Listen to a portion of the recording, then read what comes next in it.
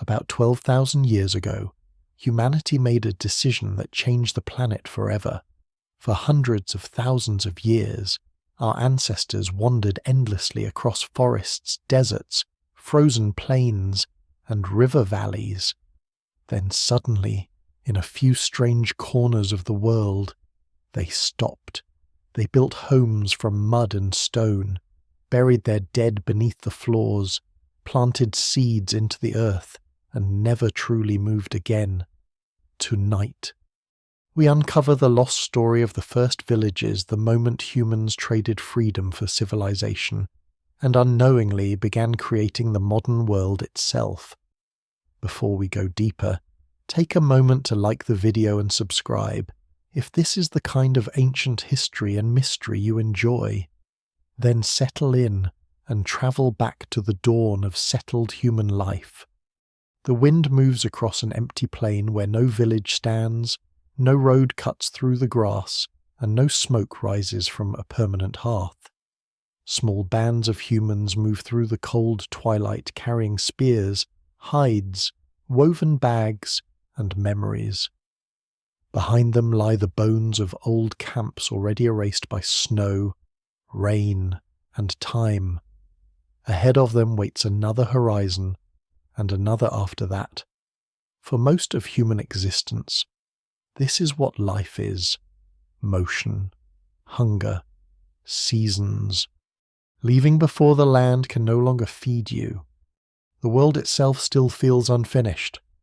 Great ice sheets cover enormous parts of the northern hemisphere. Glaciers several kilometers thick press down on the earth with such weight that entire landscapes bend beneath them.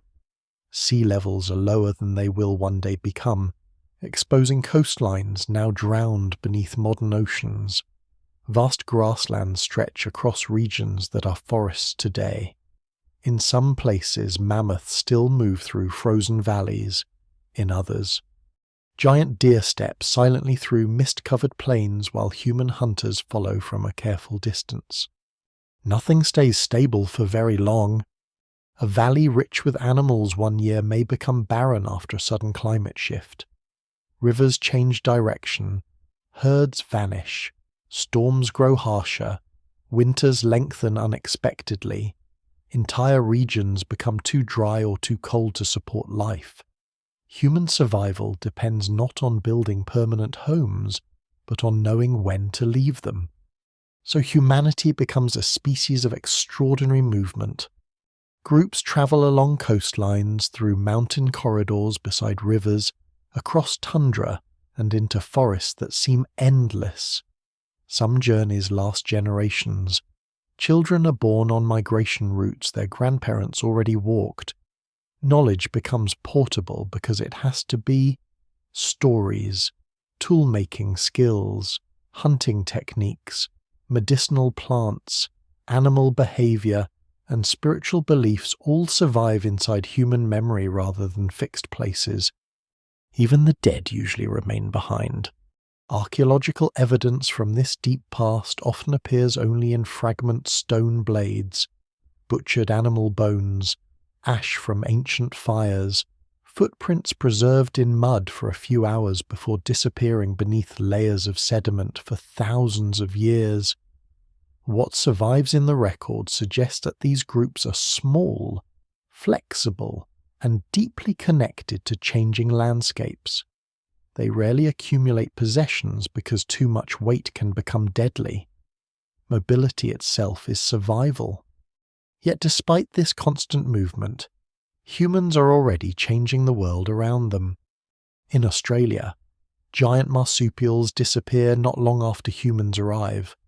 Across Eurasia and the Americas, large Ice Age animals begin declining under the combined pressure of climate change and expanding human hunters. Scholars still debate exactly how much responsibility humans bear for these extinctions. The evidence remains incomplete, and no single explanation fully accounts for the timing everywhere.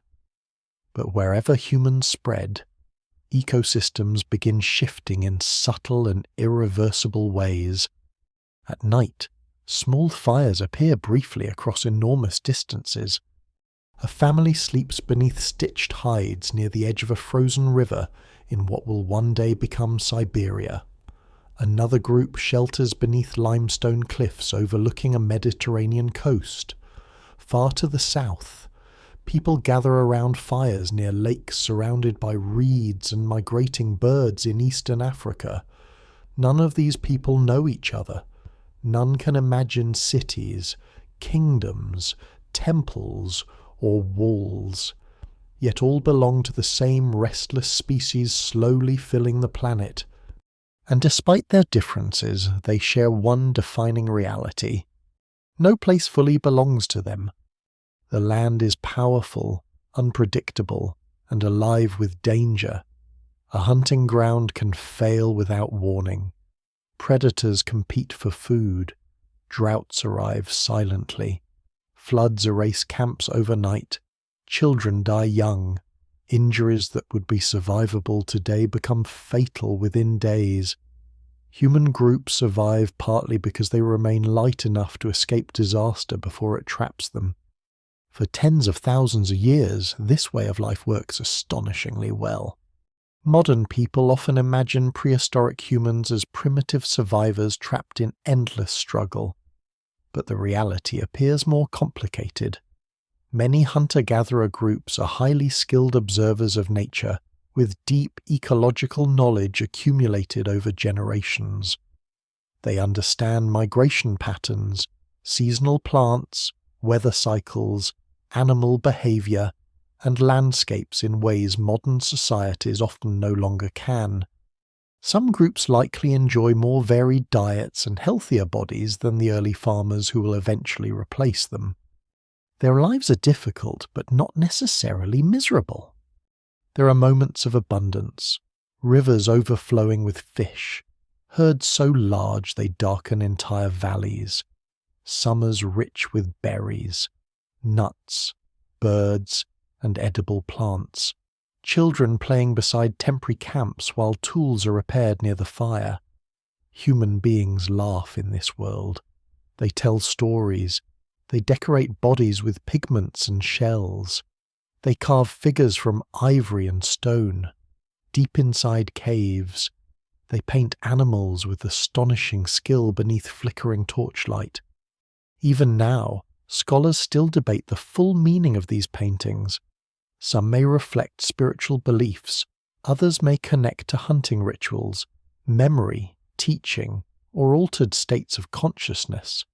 No written explanation survives, only the images remain, silent beneath stone ceilings for tens of thousands of years. But beneath the adaptability and movement, pressure is slowly building. The Ice Age world is beginning to change. Around 20,000 years ago, the Great Glacial Maximum reaches its peak. After that, the planet slowly warms, not evenly, not gently. Climate shifts arrive in pulses and reversals, but over long stretches of time. Ice retreats, forests spread northward, sea levels rise. Entire ecosystems reorganize themselves. Mammoth populations shrink. Some migration routes disappear beneath water forever. Human beings adapt as they always have. Yet adaptation itself begins creating something unexpected. In certain rare places, people discover landscapes so rich that leaving them becomes harder than staying. Coastlines filled with shellfish, rivers crowded with spawning fish, valleys dense with edible wild grains, wetlands alive with birds and reeds, areas where food returns year after year with enough predictability to support longer occupation. Not permanent occupation yet, not villages, not farming, but something is beginning to shift in the relationship between humans and place. Archaeologists sometimes find these transitional camps layered atop each other, season after season, century after century. A fire pit rebuilt in the same spot, animal bones accumulating in unusual quantities, grinding stones worn smooth from processing plants. Structures becoming slightly sturdier over time. The signs are subtle at first, almost invisible against the enormous scale of human wandering. But they matter, because for nearly all previous generations, survival depended on movement above all else. Staying too long in one place could exhaust resources and invite disaster. Now, in a few unusually favourable environments, remaining longer starts offering advantages instead. The change does not happen all at once. No leader announces it. No single invention causes it. Humanity does not wake one morning and decide to build civilization. Instead, countless small decisions accumulate across centuries. A group returns to the same river valley because the fishing is reliable. Someone stores gathered grain for a future season. A shelter is reinforced instead of abandoned. The dead are buried near camp instead of left behind during migration. Children grow up recognizing one landscape not merely as temporary shelter, but as home. That word barely exists yet in the way modern people understand it. Home has always been portable. Home is family, firelight, tools, memory, movement. Soon, for the first time, home will begin attaching itself to the earth. And once that happens, human history changes forever. Before we go deeper, take a moment to like the video and subscribe if this is the kind of history and mystery you enjoy. Because the story of the first villages is not simply the story of farming or houses. It is the story of a species slowly surrendering its ancient freedom in exchange for something entirely new. Security, perhaps, stability, ownership, belonging, or maybe something more dangerous. The evidence buried beneath ancient soil suggests that once humans stopped wandering, they also began creating the conditions for inequality, organized violence, epidemic disease, exhausting labor, and environmental transformation on a scale the world had never seen before. Yet they also created memory tied to place, monumental architecture, shared identity across generations, written language eventually, cities, states, civilization itself. All of it begins with people lingering beside certain rivers and refusing, just a little longer each year, to move on. The ice does not disappear quietly. For thousands of years, the world trembles through uneven warming. Vast glaciers crack apart with sounds no human has ever heard before. Thunder rolling across empty valleys as walls of ancient ice collapse into newly formed lakes. Rivers fed by melting glaciers swell beyond their banks and carve fresh channels through exposed earth. Coastlines shift generation after generation, drowning plains where humans once hunted and exposing marshes filled with birds, reeds, and fish in other regions. Entire landscapes begin changing faster than memory can comfortably follow. To the people living through it, the transformation must feel endless. Forests spread northward into lands that had long been open tundra. Cold grasslands slowly retreat. Herd animals change their migration routes or vanish entirely from certain regions. Mammoths become increasingly rare. Reindeer move farther away from camps that once depended on them. In some areas, temperatures rise enough to create longer growing seasons and denser plant life. In others, rainfall patterns become unpredictable and violent. The stability humans once relied upon is slipping. And yet, hidden within this instability lies opportunity. Along the eastern Mediterranean, and through parts of what archaeologists now call the Fertile Crescent, warming temperatures create unusually productive environments. Wild barley and wheat begin growing thick across valleys and hillsides after seasonal rains. Rivers and wetlands support fish, birds, turtles, and grazing animals in remarkable abundance. Oak forests produce acorns in quantities large enough to store. Gazelle herds migrate predictably through certain corridors year after year. For hunter-gatherers accustomed to constant movement, some of these landscapes start offering a strange possibility. Perhaps survival no longer requires wandering quite so far. What survives in the archaeological record suggests that people begin organizing their lives differently in response to these changes. Campsites grow larger in certain seasons. Grinding stones appear more frequently, worn from processing seeds and grains. Storage pits begin emerging in some settlements, hinting that food is being collected not merely for immediate survival, but for future use. Human groups still move, but the rhythm of movement starts slowing. This shift happens gradually enough that no one living through it fully understands its significance. A grandmother teaching children where wild grain grows does not know she stands near the beginning of agriculture. Hunters returning each spring to the same lakeside camp do not imagine cities rising thousands of years later from similar habits of return. Human beings remain deeply tied to seasonal migration, but now some places pull them back with increasing force. The land itself begins shaping memory differently.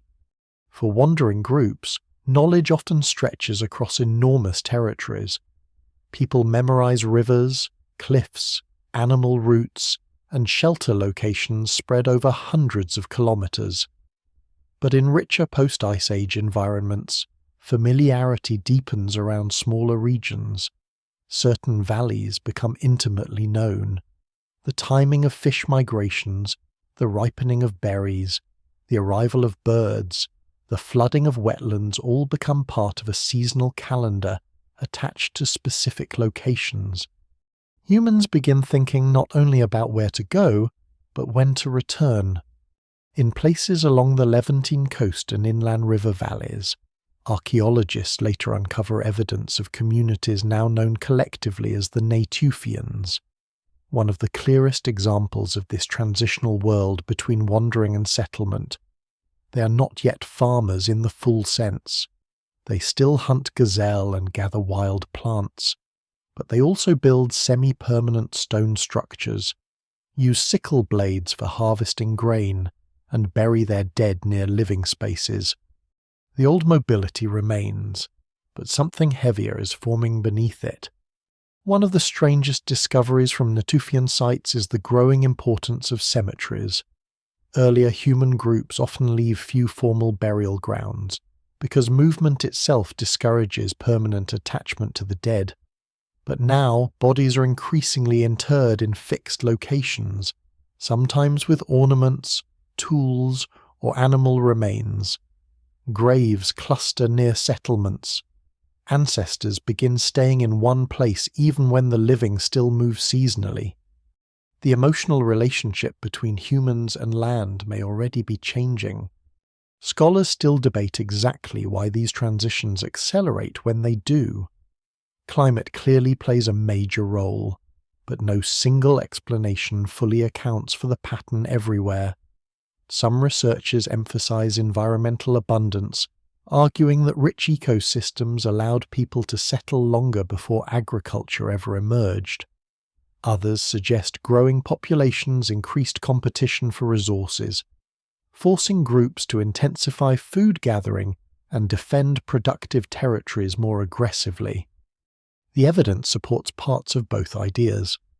As climates improve in some regions, human populations appear to expand. More people survive childhood. Camps become larger. Competition over reliable food sources likely increases. A productive wetland or grain-rich valley no longer serves only one small band moving through occasionally. Multiple groups may return to the same places repeatedly, creating tension over access and ownership. For mobile hunter-gatherers, conflict can often be avoided simply by leaving. For increasingly settled groups, leaving becomes harder. The first signs of territorial behavior begin appearing in subtle forms: stone walls, larger communal structures, burials emphasizing lineage and continuity. The land is no longer just temporary shelter from nature. It is becoming claimed space. At the same time, humans are learning something equally transformative. Certain plants can be manipulated, not consciously at first, not scientifically, but repeated harvesting begins altering the landscape itself. When humans gather wild grains intensively, they unintentionally spread seeds near campsites. Areas cleared for temporary habitation create disturbed soil where useful plants thrive. Over generations, humans begin favoring larger grains, easier harvesting, and predictable growth cycles without fully realizing they are participating in domestication. The relationship between humans and nature grows more intimate and more controlling. Yet this new way of life carries risks wandering groups rarely faced. Stored food attracts rodents. Larger camps produce waste and disease. Settled populations become vulnerable to local droughts or failed harvests. Seasonal shortages hit harder when communities depend heavily on one region. Archaeological evidence from some sites suggests periods of malnutrition and physical stress already appear among populations becoming less mobile. The old freedom of movement once acted as protection against environmental collapse. Now humans are slowly trading mobility for permanence. And permanence changes behavior in ways that reach far beyond food. People begin building structures meant to last beyond a single season. Floors are repaired instead of abandoned. Hearths are rebuilt in the same places repeatedly. Tools accumulate. Decorative objects appear in greater numbers. Some communities create large communal spaces that may serve ritual or social purposes. Shared labor becomes increasingly important because maintaining semi-permanent settlements requires cooperation beyond the immediate family group. A different kind of society is emerging. Children born into these camps grow up surrounded by familiar landmarks instead of endless migration routes. Their memories center on recurring places. Certain trees, rivers, and hills become woven into identity itself. Ancestors buried nearby deepen that connection further. The land begins holding history. And still, humanity remains balanced between two worlds. Most people across the planet continue wandering much as their ancestors always had. Even in regions where settlement increases, mobility does not vanish overnight. Hunting, gathering, and seasonal movement remain essential. The first villages are not yet true villages in the later sense. They are experiments, temporary compromises between movement and permanence. Some of these experiments will fail completely. Climate instability returns abruptly around 12,900 years ago during a harsh reversal known today as the Younger Dryas. Temperatures suddenly plunge across much of the northern hemisphere. Drier conditions spread through parts of the Near East. Wild grain supplies become less reliable. Communities already leaning towards settlement face severe pressure. Scholars still debate whether this climatic shock helped push humans toward deliberate farming. The evidence remains incomplete, but the timing is striking. Faced with declining wild resources, some groups may have intensified cultivation simply to survive. If so, one of the greatest transformations in human history may begin not during abundance, but during crisis. Because once people discover they can shape the reproduction of plants and animals, wandering no longer remains humanity's only path forward. The world after the Ice Age is teaching humans a dangerous lesson. Land can be controlled. Food can be stored. Places can belong to people. And the longer communities stay beside the same rivers and fields, the more impossible it becomes to imagine leaving them behind.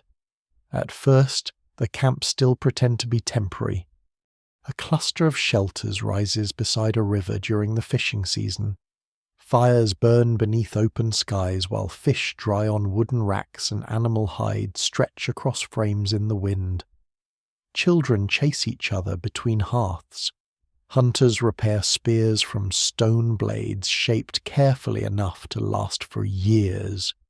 The people living here expect to leave once the season changes, just as their ancestors always have. But when they return the following year, they rebuild in exactly the same place. Then they return again, and again. Slowly, almost invisibly, certain camps begin refusing to disappear. Archaeologists can trace this transformation not through written records, but through layers of soil compressed beneath centuries of repeated occupation. Ash accumulates, broken tools pile up, animal bones thicken into dense refuse deposits, floors are repaired rather than abandoned, post holes appear in familiar patterns where shelters once stood and then stood again. Human beings are still moving through seasonal cycles, but now movement circles around fixed points instead of endless wandering. Some places become anchors in the human world. One reason is simple geography. Certain environments offer so much concentrated food that abandoning them repeatedly begins to feel wasteful. Along coastlines rich with shellfish, communities can gather enormous quantities of reliable protein without long-distance hunting. Rivers crowded with migrating fish support larger populations than open grasslands ever could. Wetlands provide reeds for baskets and roofs, birds for meat and feathers, edible roots, turtles, frogs, and fresh water even during dry periods. The landscape itself starts rewarding patience over mobility. In the Near East, the attraction grows even stronger because of wild cereals. Before farming exists, dense stands of wild wheat and barley already cover parts of the region seasonally, gathered with stone sickles and processed with grinding stones. These grains can be stored for months if kept dry. For mobile bands, such abundance is extraordinary. Food that does not immediately rot changes the logic of survival itself. Storage changes time. A hunter-gatherer world normally revolves around immediate cycles of movement and consumption. People gather or hunt what they need and move when resources decline, but stored grain creates a buffer between present and future. Communities can survive lean seasons with food harvested months earlier. Larger groups become possible. Children and elders gain slightly more protection from famine. Yet storage also creates new dangers. Once food accumulates in one place, it must be defended. Rodents invade storage pits. Other human groups may attempt raids. Fires become catastrophic instead of inconvenient. A failed harvest threatens not merely a single journey, but an entire community tied to one location. The more settled people become, the more vulnerable they grow to local disaster. Still, many groups continue moving toward permanence anyway. At sites such as Abu Huraira in modern-day Syria, archaeologists uncover evidence of communities occupying the same location across dramatic transitions in human history. The earliest inhabitants are still hunter-gatherers exploiting wild gazelle and grains. Over time, signs of increasing sedentism appear. Structures become more substantial. Plant use intensifies. Eventually, domesticated crops emerge. What makes such places remarkable is not merely the appearance of farming, but the long hesitation beforehand. Humanity does not rush eagerly into settled life. For centuries, perhaps millennia, communities remain suspended between worlds. They experiment with staying longer while still maintaining hunting traditions.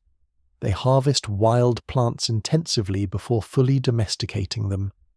Mobility decreases unevenly, sometimes reversing during environmental stress. The transition is messy, uncertain, and deeply human. No single generation sees the full transformation. An old hunter watching younger people reinforce shelters before winter may simply see practical preparation. A woman storing extra grain may only hope to spare her children hunger during a difficult season. A burial placed carefully beside familiar houses may reflect grief more than social revolution. And yet together, These choices begin reshaping the species. The camps themselves start changing in appearance. Temporary shelters made from hides and branches gradually give way to heavier constructions. Stone foundations become common in some regions because they survive seasonal weather better than wood alone. Walls of mud, reeds, or packed earth insulate against cold and heat. Hearths move indoors. Roofs become thicker. Storage areas appear within living spaces. Some homes are rebuilt repeatedly atop older foundations until entire artificial mounds slowly rise above the surrounding land. These mounds, known today as tells in the Near East, become layered records of continuous human occupation. Each generation builds over the remains of the previous one. Floors bury floors, hearths cover hearths, entire forgotten houses disappear beneath new construction. Human memory sinks physically into the earth. For wandering people, landscapes once held traces of movement. Now they begin holding accumulated permanence. One of the most important changes is demographic. Settled camps can support larger populations than constantly mobile groups, because food storage stabilizes survival slightly, and women no longer need to carry infants across vast distances continuously. Birth rates may increase as mobility constraints ease. In highly mobile societies, spacing children several years apart is often necessary for survival. Sedentary life changes that balance. More children survive. Larger populations create more labour, but also more mouths to feed. Communities become increasingly dependent on the productivity of nearby land. Pressure grows to harvest more efficiently, gather more predictably, and eventually cultivate deliberately. At the same time, social life becomes more complicated. In small wandering bands, disagreements can often dissolve through separation. People leave, groups split, distance restores peace, but in semi-permanent settlements, conflict lingers because people remain physically close. Shared resources, stored food, mating relationships, and territorial boundaries create tensions unfamiliar to highly mobile societies. Archaeological evidence hints at rising violence in some regions. Skeletal injuries become more common at certain sites. Defensive walls appear surprisingly early in places scholars still debate intensely. The famous stone tower and wall at ancient Jericho, for example, date back astonishingly far into prehistory. Some researchers argue they protected against floods rather than enemies. Others believe conflict already played a role. The evidence remains uncertain. But what seems increasingly clear is that settled life changes human relationships fundamentally. Cooperation deepens because maintaining permanent structures and food systems requires it. Yet competition deepens as well, because people now possess things that can be stolen, defended, inherited, or destroyed. Property begins emerging from permanence. Even concepts of identity slowly shift. Mobile groups often define themselves through kinship, movement routes, seasonal knowledge, and shared survival across landscapes. Settled communities begin tying identity to particular places. Ancestors buried beneath homes strengthen those bonds further. Houses become more than shelter. They become containers of memory, lineage, and belonging. Some settlements even preserve traces of emotional attachment difficult to explain otherwise. Burials placed beneath house floors suggest the dead remain symbolically among the living. Certain buildings are rebuilt repeatedly in identical locations for generations. Decorative objects and symbolic marking appear inside homes, hinting that domestic space now carries ritual meaning beyond simple survival. Home is becoming sacred, and still, uncertainty shadows everything. Climate fluctuations continue disrupting fragile systems. Wild resources sometimes fail, droughts strike, animal migrations shift unpredictably. Some early settlements are abandoned entirely after centuries of occupation. Others shrink dramatically before recovering. The movement toward village life is neither smooth nor inevitable. Many humans likely resist it. Even later agricultural societies often preserve myths, rituals, or social ideals connected to older mobile traditions. Freedom of movement remains deeply embedded in human psychology. The settled world offers security, but also confinement. Labor intensifies. Diets narrow. Disease spreads more easily in crowded camps. The old wandering life has not vanished because it still holds real advantages. But by now, in scattered fertile regions across the world, certain camps have crossed an invisible threshold. They are no longer merely places people visit. They are places people expect to return to. That expectation changes everything. Because once humans begin organizing life around permanent return, they also begin imagining futures rooted in land rather than movement. Fields can be improved, structures can expand, ancestors can remain nearby, children can inherit familiar places. The earth itself starts becoming part of human society. And in the centuries ahead, these stubborn camps that refuse to move will grow larger, stranger, and far more crowded than anyone living within them could possibly imagine. The grain grows wild at first, long before fields exist, before ploughs cut soil or farmers mark boundaries across the earth. Hillsides in parts of the Near East turn gold under the spring sun with dense stands of wild ean corn and barley. The stalks sway together in the wind like shallow water. To modern eyes, the scene might already resemble agriculture. But no one planted these fields. Nature created them. Human beings simply begin paying very close attention. For generations, people moving through these valleys gather seeds as one food source among many. Nuts, roots, berries, fish, birds, and hunted animals still dominate survival.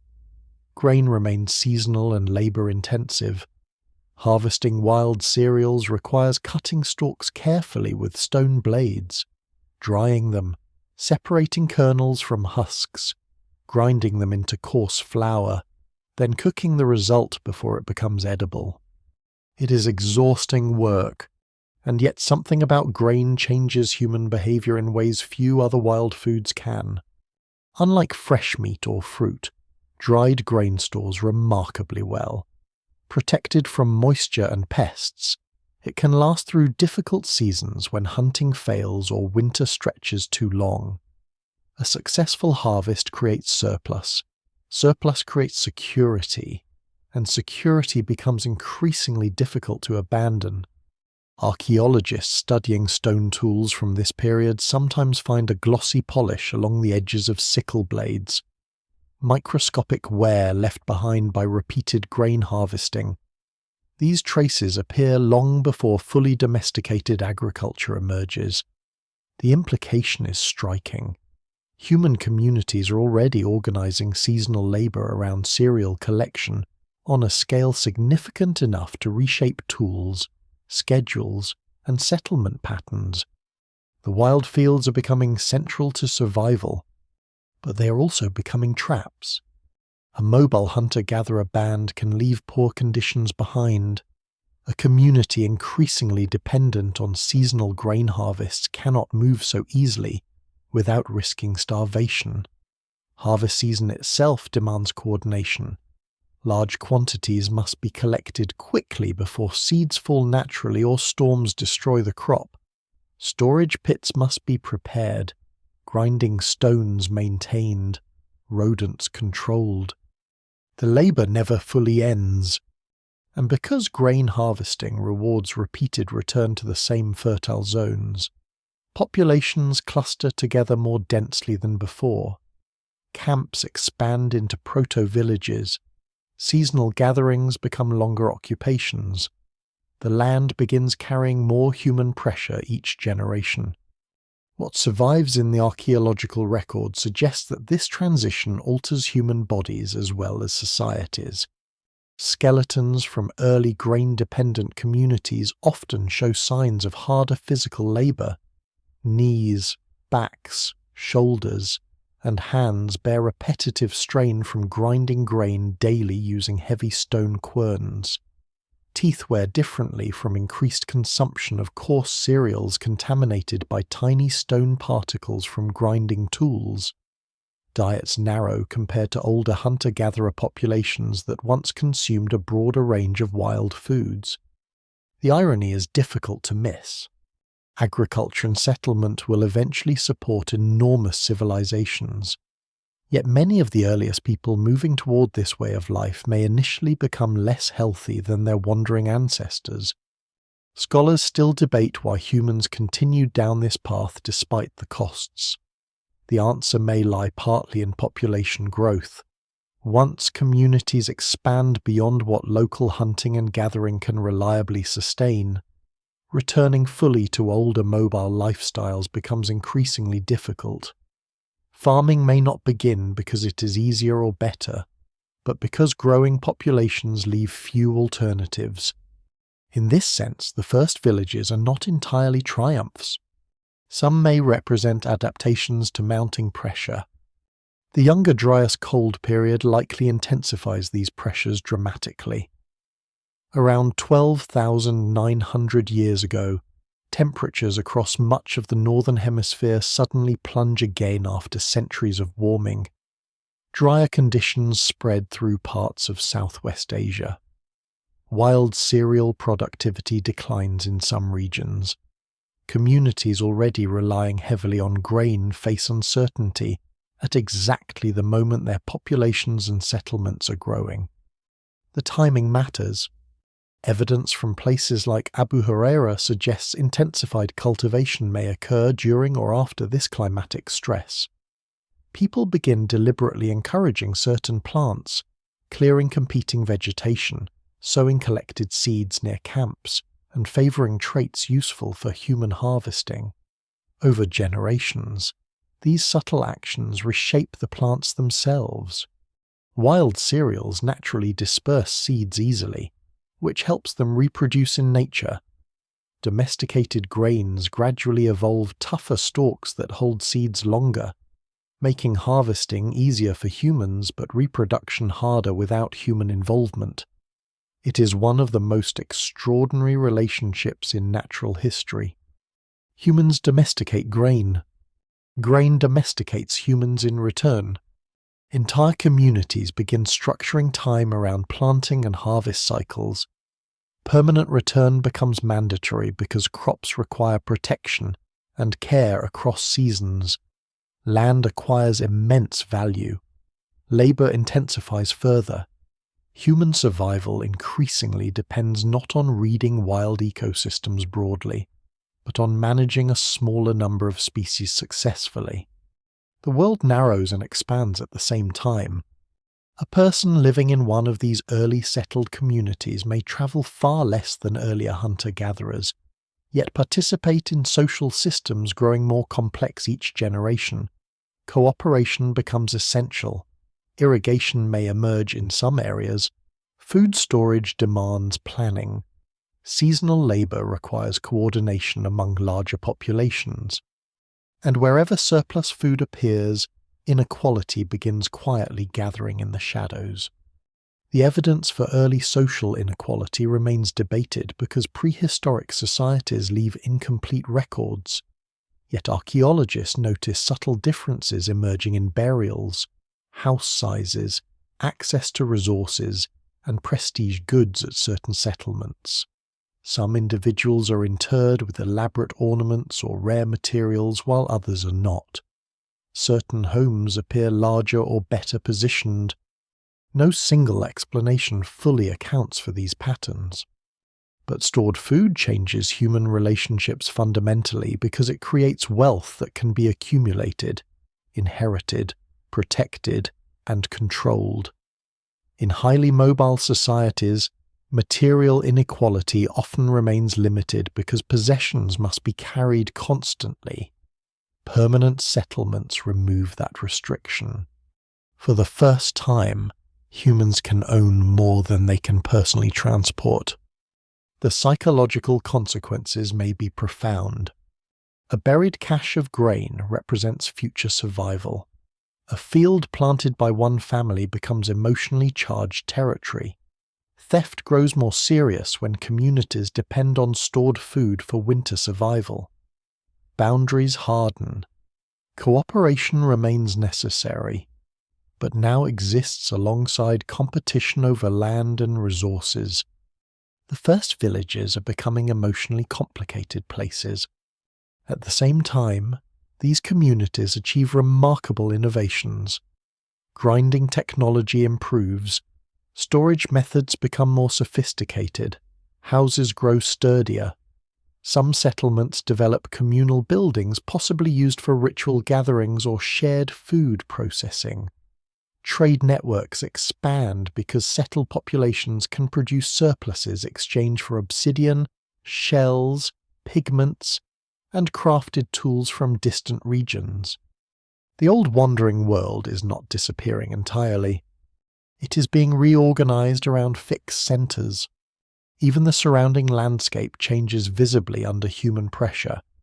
Repeated harvesting, burning, grazing, and cultivation alter plant communities around settlements. Forests thin near heavily occupied sites because wood is needed for fuel and construction. Certain animals become more common near human habitation while others retreat. The line between natural and human-shaped environments begins fading. One lesser-known detail preserved in ancient remains reveals just how intimate this transformation becomes. Archaeologists examining microscopic plant residues and soil layers sometimes detect evidence of weeds evolving specifically to thrive in disturbed human environments. Long before cities exist, certain species are already adapting themselves to humanity's expanding presence. Civilization leaves biological fingerprints before civilization itself fully appears. And still, uncertainty hangs over everything. Harvests fail, droughts strike, rodents destroy storage pits, communities abandon settlements that once seemed permanent. The move toward agriculture remains dangerous and fragile. No one knows yet that farming will eventually dominate most of the world. For many generations, it is only one survival strategy among several. But it carries momentum, because each season spent harvesting grain ties people more tightly to specific land. Each storage pit deepens dependence on permanence. Each child born into settled life grows further removed from the ancient rhythms of endless migration. Human beings are beginning to exchange movement for rootedness. And the wild grain waving across those valleys under the warming post-Ice Age sun may be one of the most powerful forces that ever shaped the species. Not because it conquered humanity overnight, but because it gave people a reason, season after season, to stay. Long before the first villages fully emerge, another species has already crossed the threshold into human society. At the edge of ancient camps, eyes shine beyond the firelight.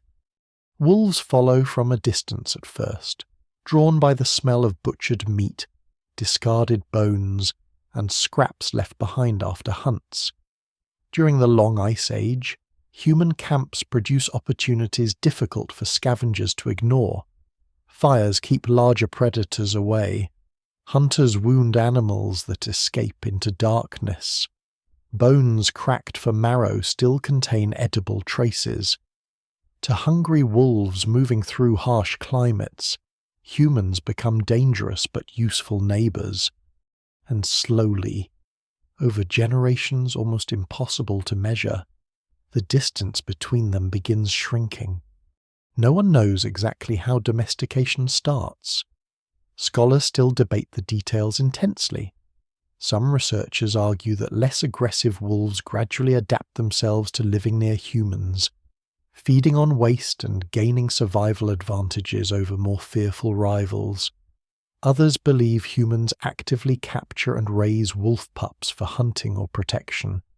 The evidence remains incomplete, buried deep within fragmented bones and ancient DNA. What seems clear is that by the time early villages begin forming, dogs already exist. They are not wolves anymore. Their bodies are changing, their skulls shorten slightly. Teeth reduce in size, behavior shifts dramatically. These animals become more tolerant of human presence, more responsive to gestures and commands, more capable of living within the emotional chaos of human camps. In return, humans gain something extraordinary: an ally species. For wandering hunter-gatherers, dogs transform survival in practical ways. They help track wounded animals through forests and grasslands. They warn camps of predators or approaching strangers. They assist in hunting by chasing prey into traps or toward waiting spears.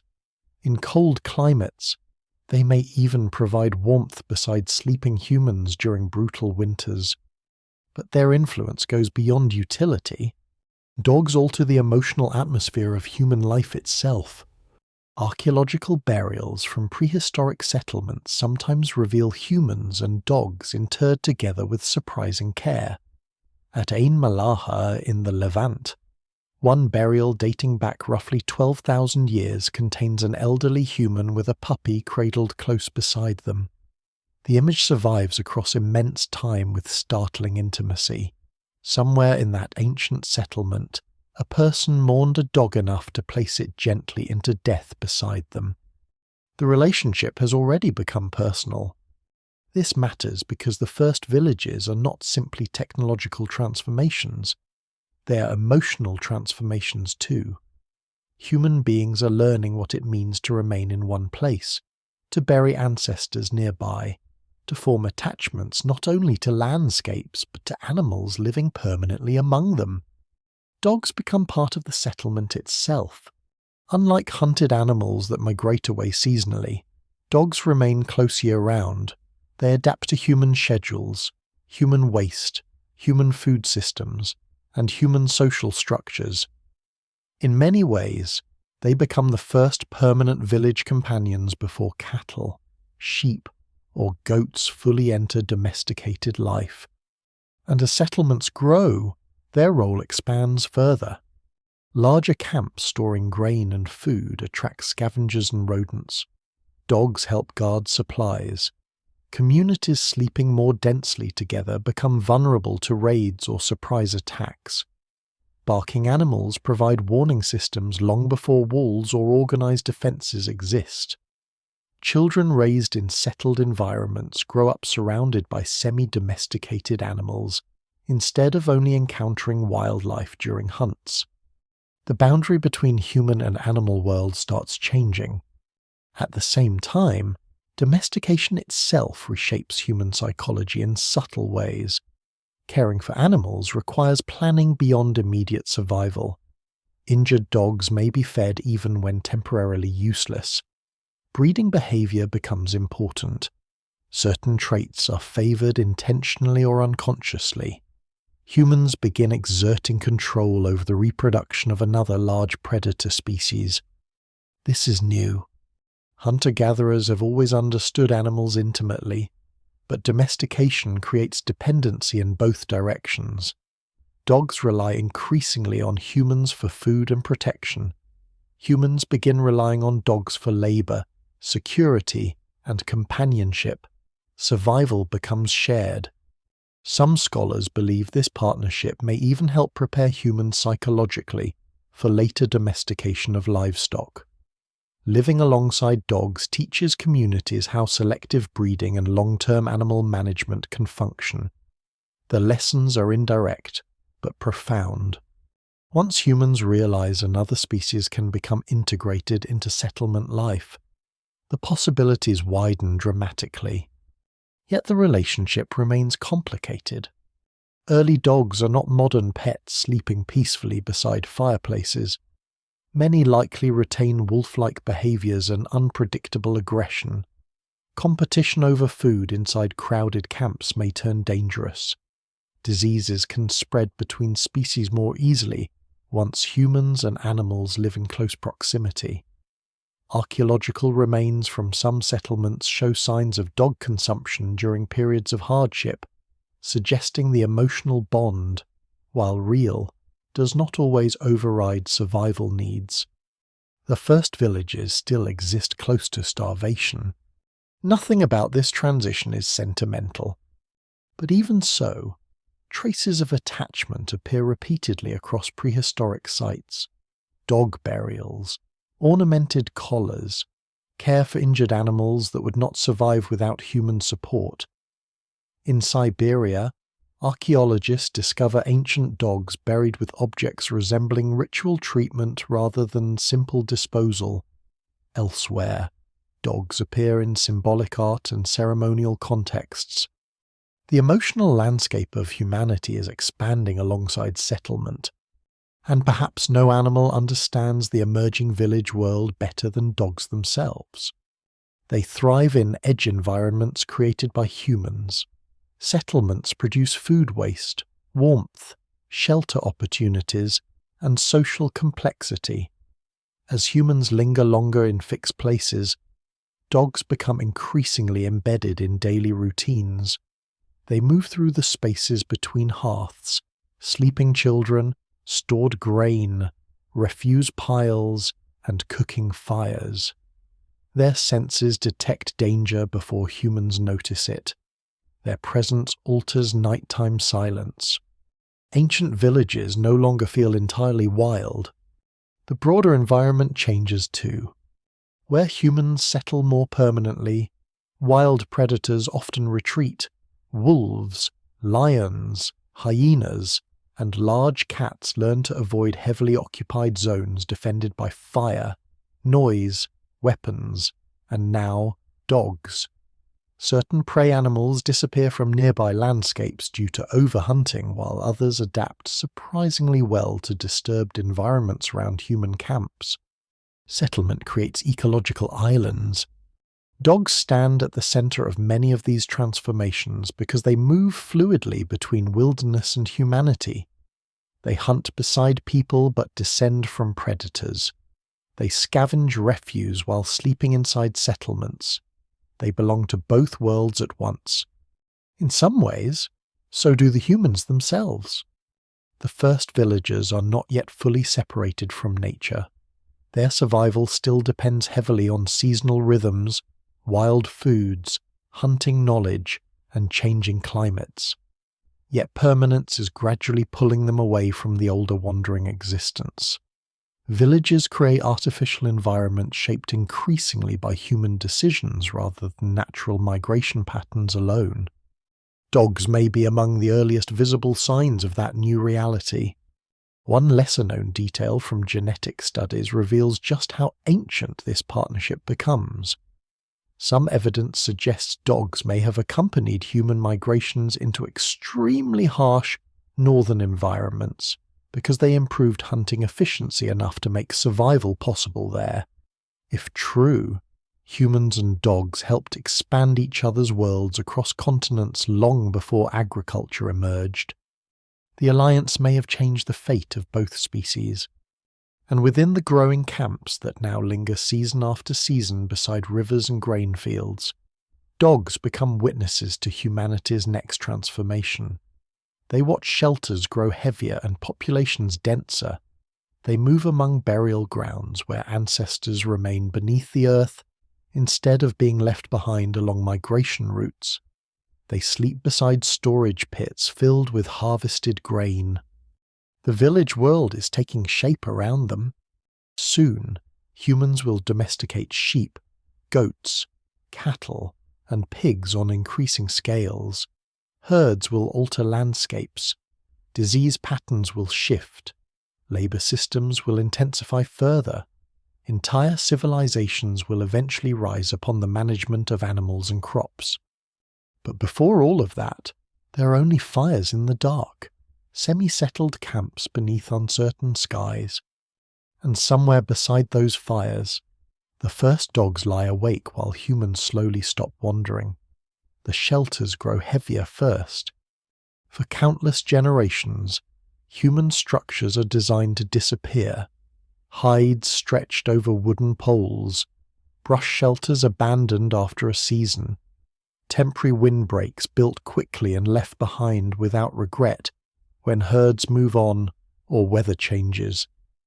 Mobility shapes architecture completely. A dwelling that cannot be dismantled easily becomes a burden. But permanence changes what humans ask from a home. In the semi-settled communities spreading across parts of the Near East and beyond, shelters begin shifting from temporary refuge into lasting space. Floors are dug deeper into the earth for insulation.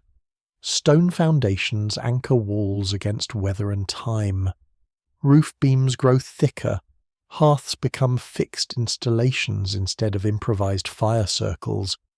Some structures are rebuilt repeatedly atop older remains until generations of rebuilding raise entire settlement mounds above surrounding plains.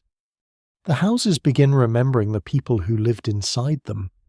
Archaeologists studying these early settlements often encounter a strange visual effect in excavation layers. House after house occupies almost exactly the same space over centuries. When a structure collapses or burns, its remains are flattened and another rises directly above it. The location itself becomes inherited. Families no longer merely move through landscapes. They return to specific walls, specific hearths, specific doorways. Human memory starts attaching itself to architecture. At sites like Jericho, one of the oldest known large settlements, this permanence becomes startlingly visible. Situated near a reliable spring in the Jordan Valley, Jericho grows during the pre-pottery Neolithic into a substantial community long before metal tools or written language exist. Stone houses cluster together. Massive walls and a huge stone tower appear with astonishing early dates. Scholars still debate exactly why these structures were built. Defense is one possibility. Flood control is another. Ritual significance may also play a role. Whatever the reason, the labor involved is extraordinary. Communities without machines, draft animals, or metal tools quarry stone, transport heavy materials, and organize large-scale construction projects. This alone suggests social coordination far beyond small wandering bands.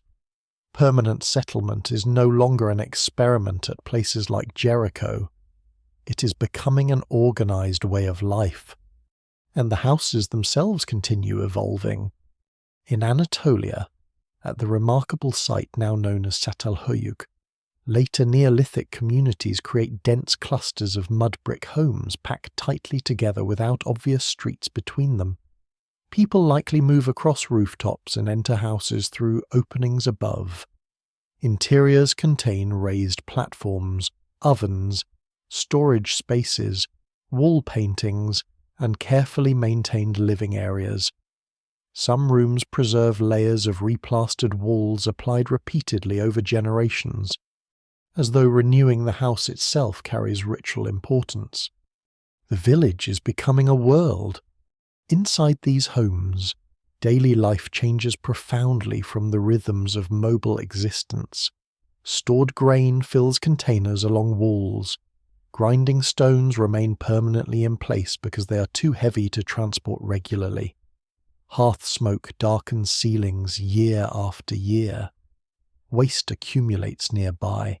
Children grow up surrounded by familiar rooms instead of changing campsites. The psychological impact of enclosure may be enormous. For wandering hunter-gatherers, the horizon is always present. Camps open directly into landscape. Settled architecture creates interiors separated from the outside world by walls thick enough to shape sound, light, temperature, and privacy differently. Families sleep in fixed domestic spaces rather than temporary shelters exposed constantly to open terrain. Humans are learning to live indoors. Yet these homes are far from comfortable by modern standards. Smoke from indoor fires fills enclosed rooms and damages lungs over time. Crowded living conditions allow parasites and infectious diseases to spread more easily. Refuse accumulates near settlements because people no longer abandon camps before waste becomes overwhelming. Archaeological soil samples from some early villages reveal traces of human and animal fecal contamination, surprisingly close to living spaces. Permanent settlement produces filth as well as stability. Still, the investment in housing continues growing because permanent structures solve other problems. Thick walls provide insulation during harsh winters and cooling during hot summers. Storage spaces protect food supplies from weather. Fixed hearths improve cooking efficiency. Heavy construction signals territorial control and social continuity. A house becomes more than shelter. It becomes evidence that a family belongs there. This sense of belonging deepens further through burial practices. At several early settlements, including Çatalhöyük, the dead are buried beneath house floors or platforms inside living spaces. Generations may sleep above ancestors interred directly below them. Sometimes skulls are removed later and plastered or decorated in ways scholars still struggle to interpret fully. The emotional atmosphere of these villages must have been intense. The dead never fully leave. Ancestors remain physically embedded within domestic life. Children grow up playing and sleeping above buried relatives they may know only through stories. Houses themselves become containers of lineage and memory. One lesser-known detail from these settlements reveals how emotionally charged architecture may already be. At Çatalhöyük, certain houses appear rebuilt repeatedly in nearly identical forms across generations, while neighbouring structures are abandoned more casually. Researchers sometimes refer to these persistent structures as history houses, because they seem to accumulate social importance over time.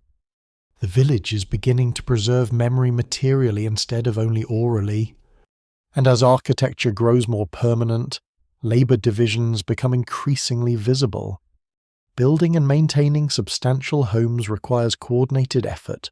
Mud brick production, timber gathering, plastering, stone transport, roofing, and repair all demand time and skill. Some individuals likely become more specialised in certain crafts. Others focus heavily on food processing or tool production. Settlement encourages economic complexity because large populations create constant needs impossible for every individual to fulfill alone. At the same time, environmental pressure intensifies around villages. Trees disappear rapidly near long-occupied settlements because wood serves as fuel, construction material, and cooking fuel. Hunting zones may shrink as local animal populations decline under sustained pressure. Grazing animals alter nearby vegetation patterns. Soil erosion increases in some regions due to cultivation and deforestation. The landscape surrounding villages becomes visibly human-shaped. This transformation marks a profound shift in planetary history. For most earlier human existence, people adapt themselves primarily to natural environments. Now environments increasingly adapt to human presence instead. Forests become managed resources. Rivers are redirected or exploited systematically. Wild ecosystems begin reorganizing around expanding human settlements. The Anthropocene, in its earliest form, may already be starting here. Yet the first villages remain vulnerable in ways later civilizations often forget. A failed harvest can still destroy entire communities. Fire remains terrifyingly dangerous in densely packed settlements, built partly from wood, reeds, and mud brick. Disease outbreaks spread rapidly where humans, animals, and waste concentrate together. Climatic instability continues haunting these fragile systems. Some villages vanish after centuries of occupation. abandoned back into silence. The evidence survives only because Earth preserves fragments. Collapsed walls, burned beams, human footprints hardened into ancient floors, tiny seeds trapped in plaster, fingerprints left in drying mud brick thousands of years ago by people whose names disappeared before writing existed. What survives in the record suggests lives both familiar and profoundly alien. Parents prepare food while children sleep nearby. People repair roofs before rainstorms. Neighbors share labor and argue over resources. Fires burn through cold nights. Dogs move between houses searching for scraps. Smoke rises through roof openings toward darkening skies.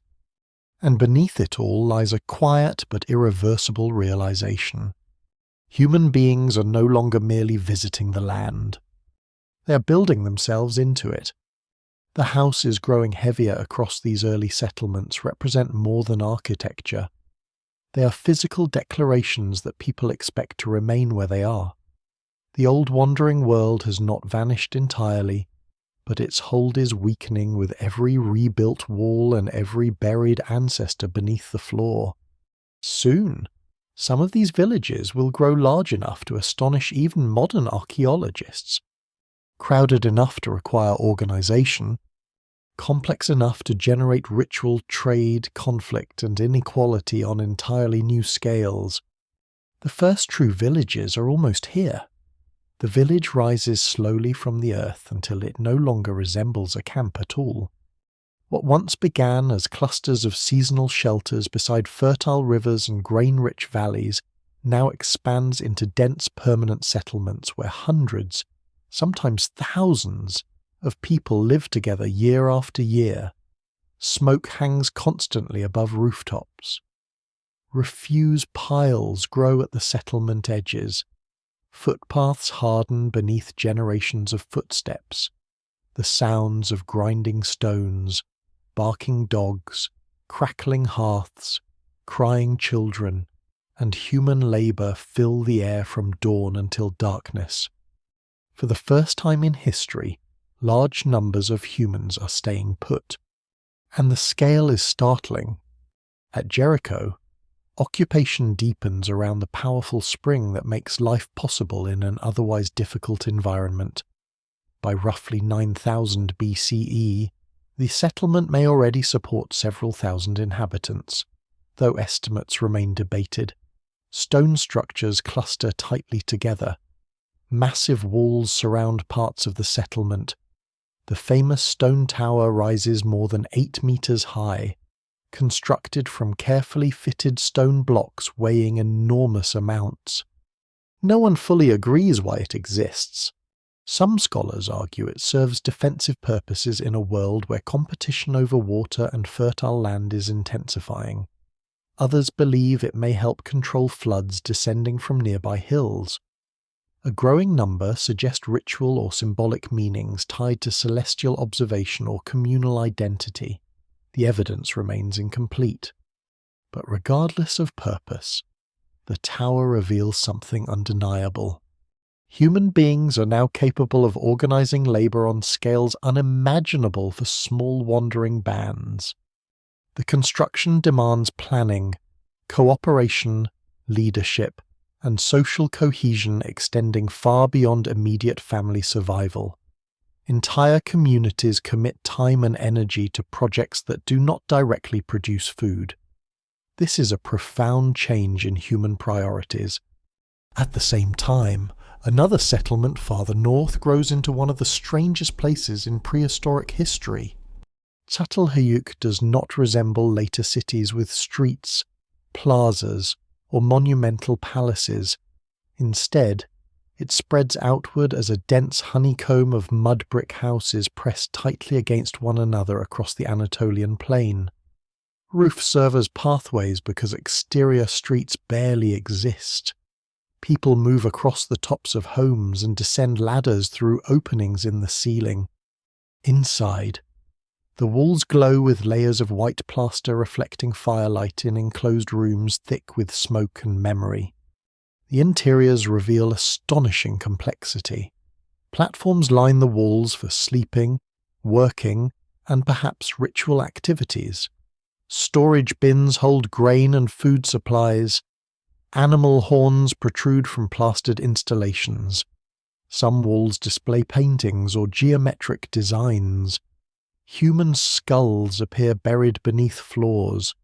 In certain rooms, archaeologists uncover repeated rebuilding and replastering, suggesting special social or ceremonial significance. This is no longer temporary existence. It is a fully inhabited human world, and life inside it is intimate in ways difficult for modern people to imagine. Families sleep, eat, work, and mourn in crowded, enclosed spaces shared closely with others. Privacy barely exists. Smoke from cooking fires stains lungs over decades. Waste accumulates outside. Noise travels constantly through thin walls and roof openings. Illness spreads more easily among dense populations. Yet these villages also create forms of community impossible in highly mobile life. Knowledge accumulates more efficiently when large groups remain together. Craft specialization increases. Skilled toolmakers, builders, basket weavers, and ritual practitioners emerge more clearly. Children grow up surrounded by many unrelated adults instead of only small kin-based bands. Shared traditions deepen because communities maintain continuity across generations in fixed locations. The village begins creating society at a new scale. One lesser-known detail from Çatalhöyük reveals just how psychologically transformative this world may already be. Chemical analysis of human remains suggests many inhabitants spent their entire lives within or near the settlement. Earlier hunter-gatherer populations often moved across enormous territories. Now some people rarely travel far from the place where they're born. Human experience is shrinking geographically while expanding socially. And that social density produces tensions alongside innovation.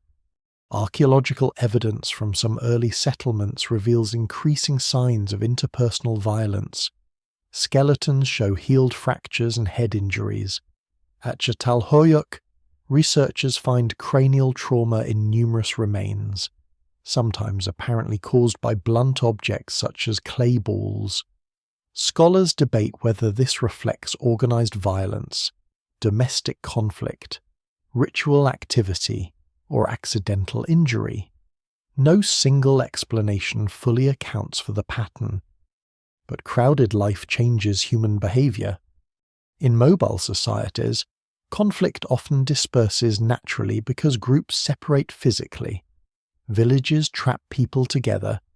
Disputes over food, labor, mating relationships, property, and status become harder to escape.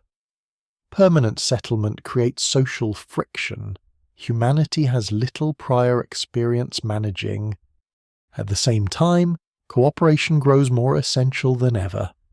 Maintaining dense villages requires shared labor on extraordinary levels. Houses must be repaired constantly.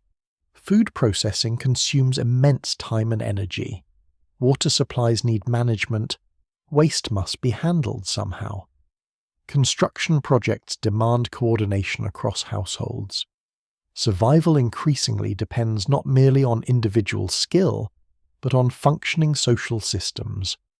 The village rewards conformity and punishes isolation. This may partly explain another striking pattern emerging in the archaeological record: increasing ritual behavior tied to communal identity. Shared ceremonies, symbolic art, ancestor practices, and sacred spaces likely help hold growing populations together psychologically. Villages need more than food. They need meaning strong enough to bind strangers into stable communities. And beneath all of this lies the growing power of surplus. Stored grain and domesticated resources allow populations far larger than earlier hunter-gatherer groups. But surplus also changes hierarchy subtly. Some households gain better access to resources or prestige goods. Certain individuals may control storage, ritual authority, or trade connections. While early villages often appear relatively egalitarian compared to later civilizations, the foundations of inequality are already emerging. Permanence allows accumulation. Accumulation changes power. The surrounding environment changes dramatically too. Forests retreat under pressure from fuel gathering and construction. Grazing animals reshape vegetation patterns near settlements. Local game becomes scarcer in heavily occupied areas. Human waste alters soil chemistry. Even the atmosphere inside villages changes because smoke, cooking, animals, and dense habitation create entirely new ecological conditions. These settlements are artificial ecosystems now, and they are fragile. Crop failures remain catastrophic. Drought can still destroy entire regions.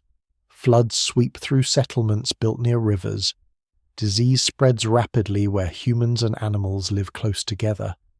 Archaeological evidence suggests many villages experience cycles of growth, abandonment, destruction, and rebuilding. The first villages are not stable triumphs. They are experiments balanced constantly against collapse. Yet despite the risks, the model spreads. Across parts of the Near East, Anatolia, China, Mesoamerica, and elsewhere over different timelines, humans increasingly cluster into permanent settlements tied to cultivation, storage, and controlled landscapes. The exact paths vary enormously between regions, but the underlying shift remains similar. Humanity is reorganizing itself around place. And perhaps the strangest part is how quickly this new way of life begins feeling normal to those born within it. Children raised inside villages do not remember endless wandering across open landscapes. Their earliest memories involve walls, hearths, rooftops, neighbours, storage bins, and burial places beneath floors. The settlement itself becomes the centre of existence. The outside world grows unfamiliar, dangerous, or distant. A species once defined by movement is beginning to define itself through permanence instead. The consequences will reach far beyond these crowded mud-brick settlements. Because once villages exist, population growth accelerates further, trade expands, specialization deepens, organized religion strengthens, territorial conflict intensifies, hierarchies harden. Eventually, some villages will become towns, then cities, then civilizations capable of reshaping entire continents. But standing inside one of these early settlements, none of that future is visible yet. There is only smoke drifting above packed rooftops, grinding stones echoing through enclosed rooms, ancestors buried beneath the floors, and human beings living closer together than ever before in history. The first farmers do not realize they are transforming the planet. They wake before sunrise inside mud-brick houses darkened by smoke and years of use. Outside, the village is already stirring. Dogs move through narrow spaces between homes searching for scraps. Fires are rekindled from the previous night's embers. Grinding stones begin their endless rhythm as grain is crushed into coarse meal for the day ahead. And beyond the settlement, fields wait. Not wild fields anymore. Human fields. The change arrives slowly enough to feel ordinary at first. Seeds gathered from previous harvests are scattered deliberately into prepared soil. Weeds are cleared. Young plants are protected from grazing animals. Harvests are timed carefully. Certain grains are favoured because they grow larger, remain attached to stalks longer, or survive storage more reliably. Generation after generation, humans reshape plants. Plants reshape humans in return. The physical demands alone are immense. Farming requires relentless labour compared to many earlier hunting and gathering lifeways. Soil must be prepared, crops monitored, harvests gathered quickly before storms or pests destroy them. grain processed daily through grinding, carrying, drying, and storage. Unlike mobile hunting, agricultural work never truly ends. Human time itself changes. Hunter-gatherer societies often organize life around movement, weather, migration patterns, and seasonal abundance. Early farmers become tied to agricultural calendars with unforgiving precision. Missing the planting season can mean starvation months later. Harvest failures threaten entire settlements because permanent populations can no longer relocate easily to richer environments. The village now depends on the future in a way wandering groups rarely did, and the body begins carrying the burden visibly. Archaeological remains from early farming communities reveal signs of nutritional stress, repetitive labour injuries, and shorter average stature in some populations compared to earlier hunter-gatherers. Diets narrow heavily around cereals.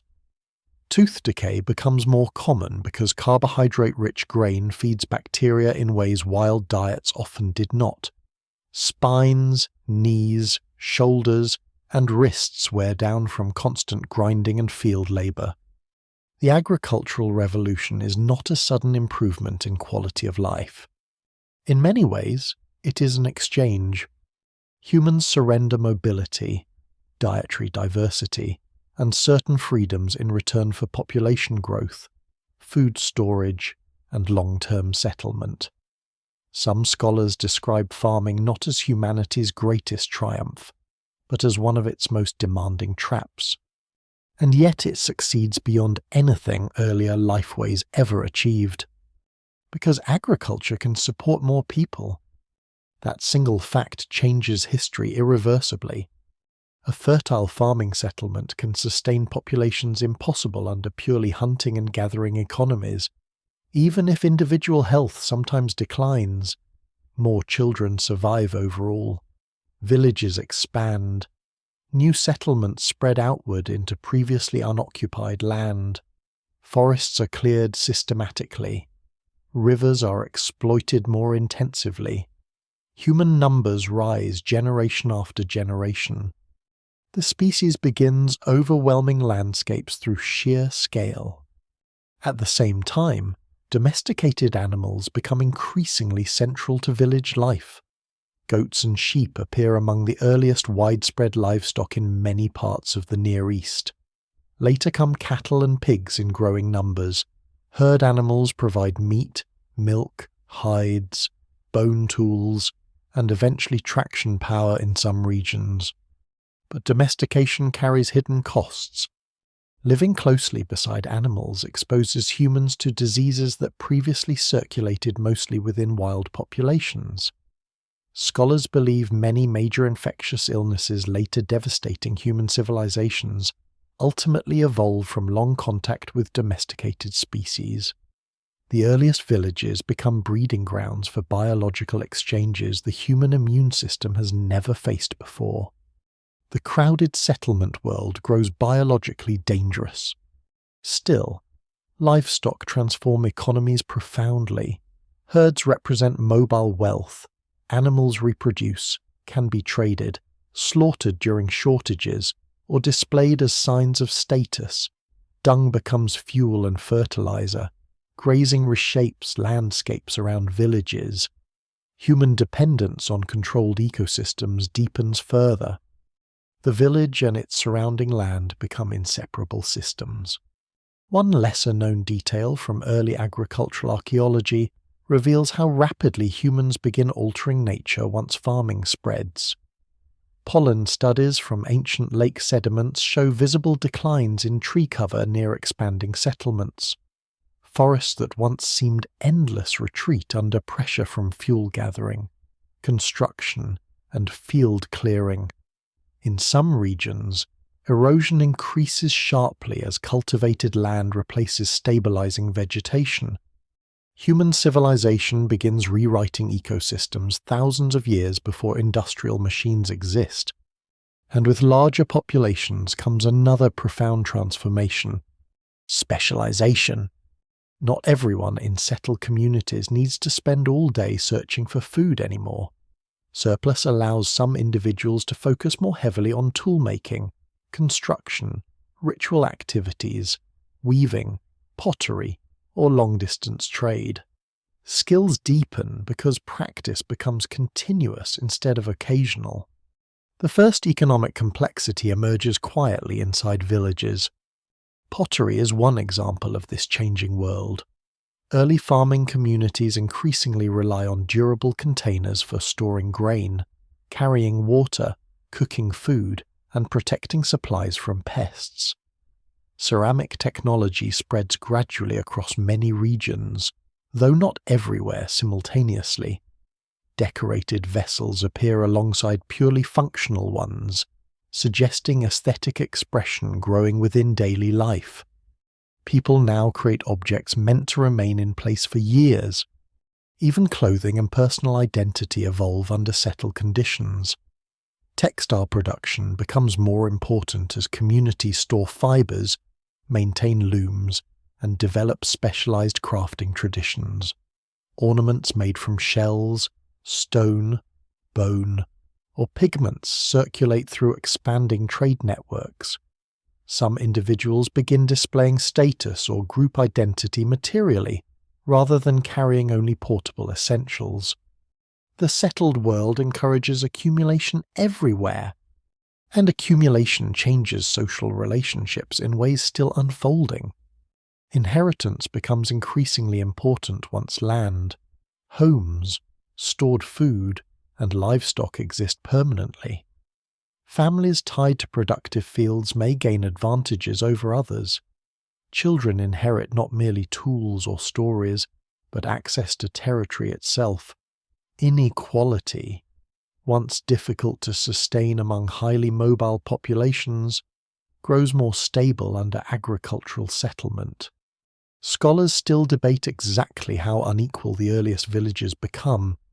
Many remain relatively communal by later standards, but the foundations of hierarchy are clearly strengthening. Certain burials contain richer goods. Some houses are larger or more elaborately maintained.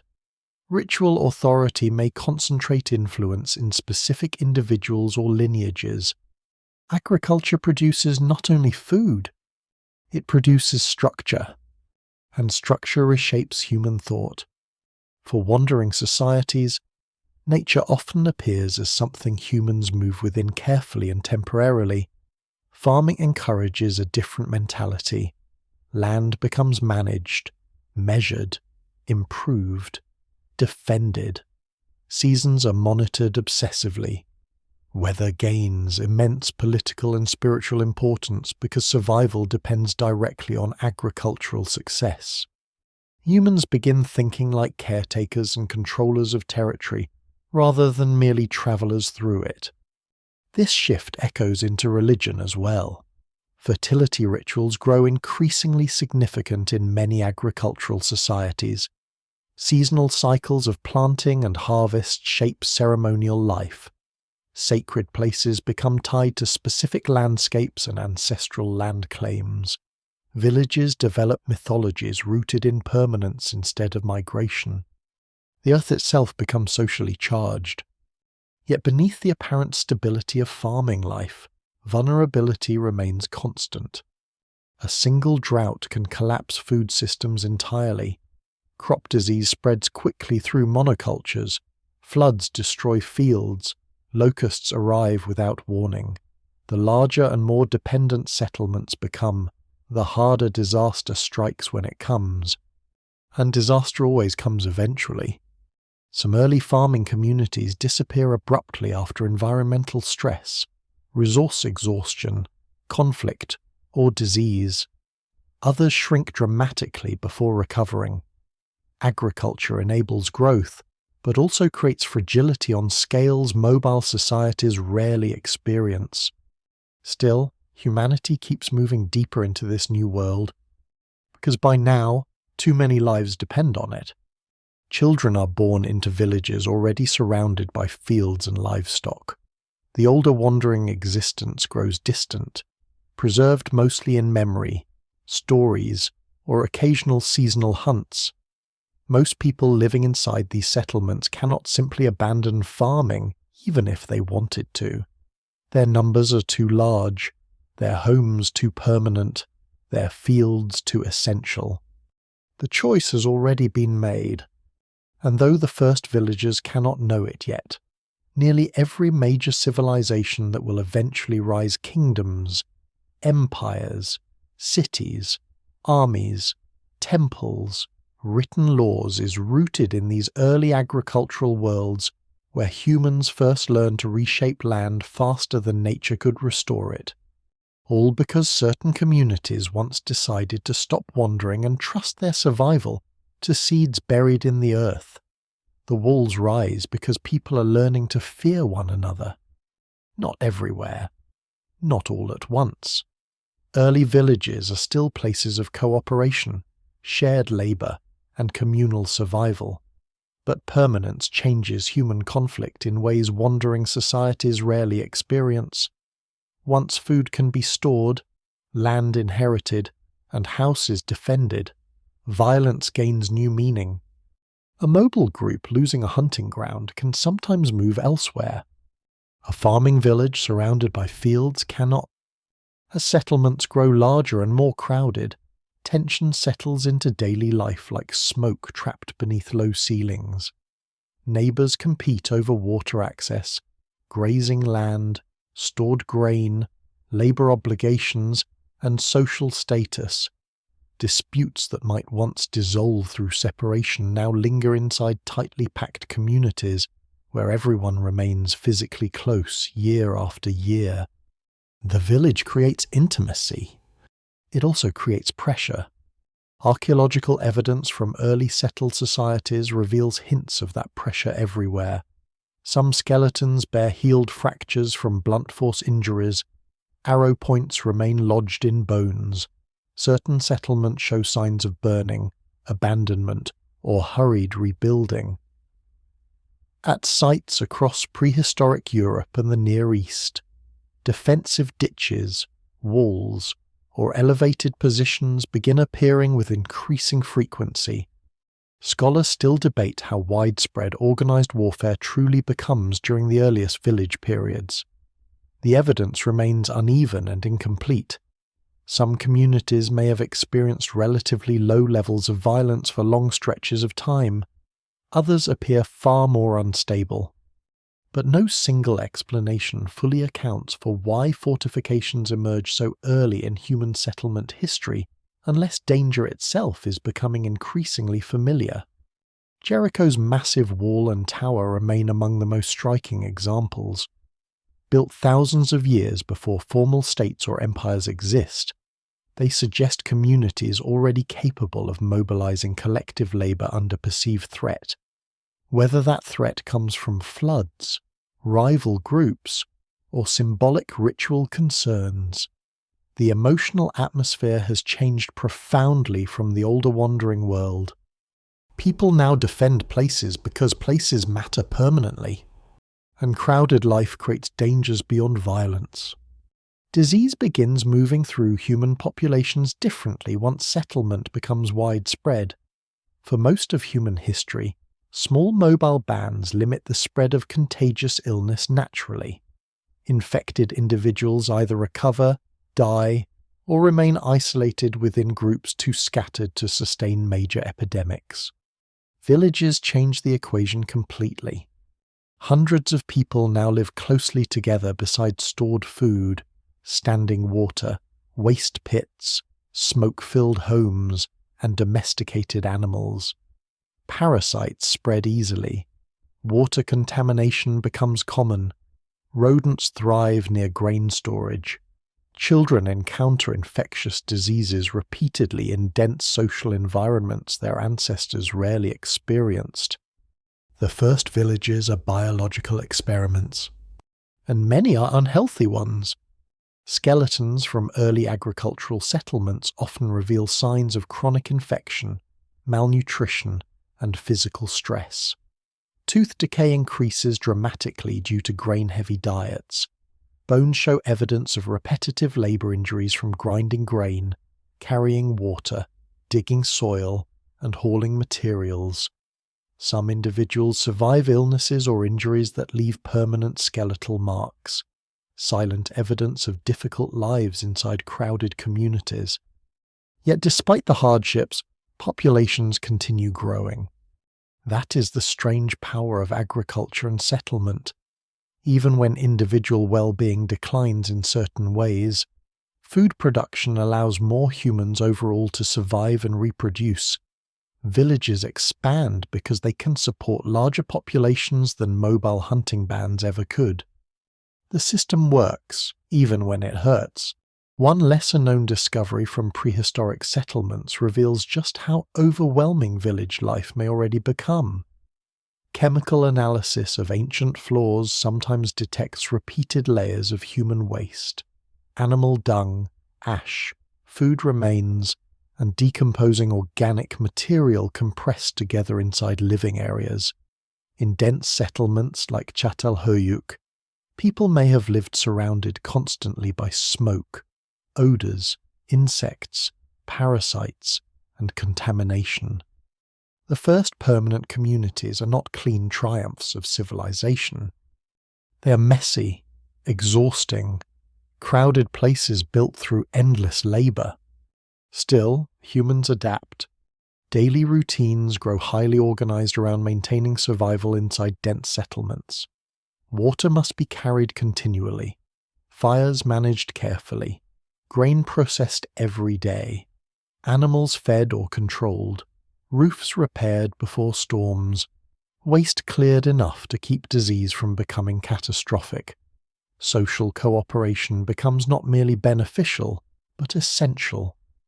The village disciplines human behavior. People learn schedules tied to communal needs. Labor becomes repetitive and structured.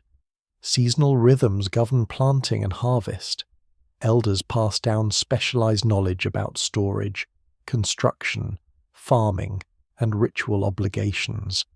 Children are raised within increasingly organized social systems where conformity helps settlements function. The freedom of wandering fades further into memory, and with permanence comes another powerful force: inequality hardening over generations. At first, differences between households may remain relatively subtle. One family stores slightly more grain, another controls access to better land or trade connections. Some individuals gain prestige through ritual roles, hunting skill, or social influence. But settlement allows these advantages to persist materially over time.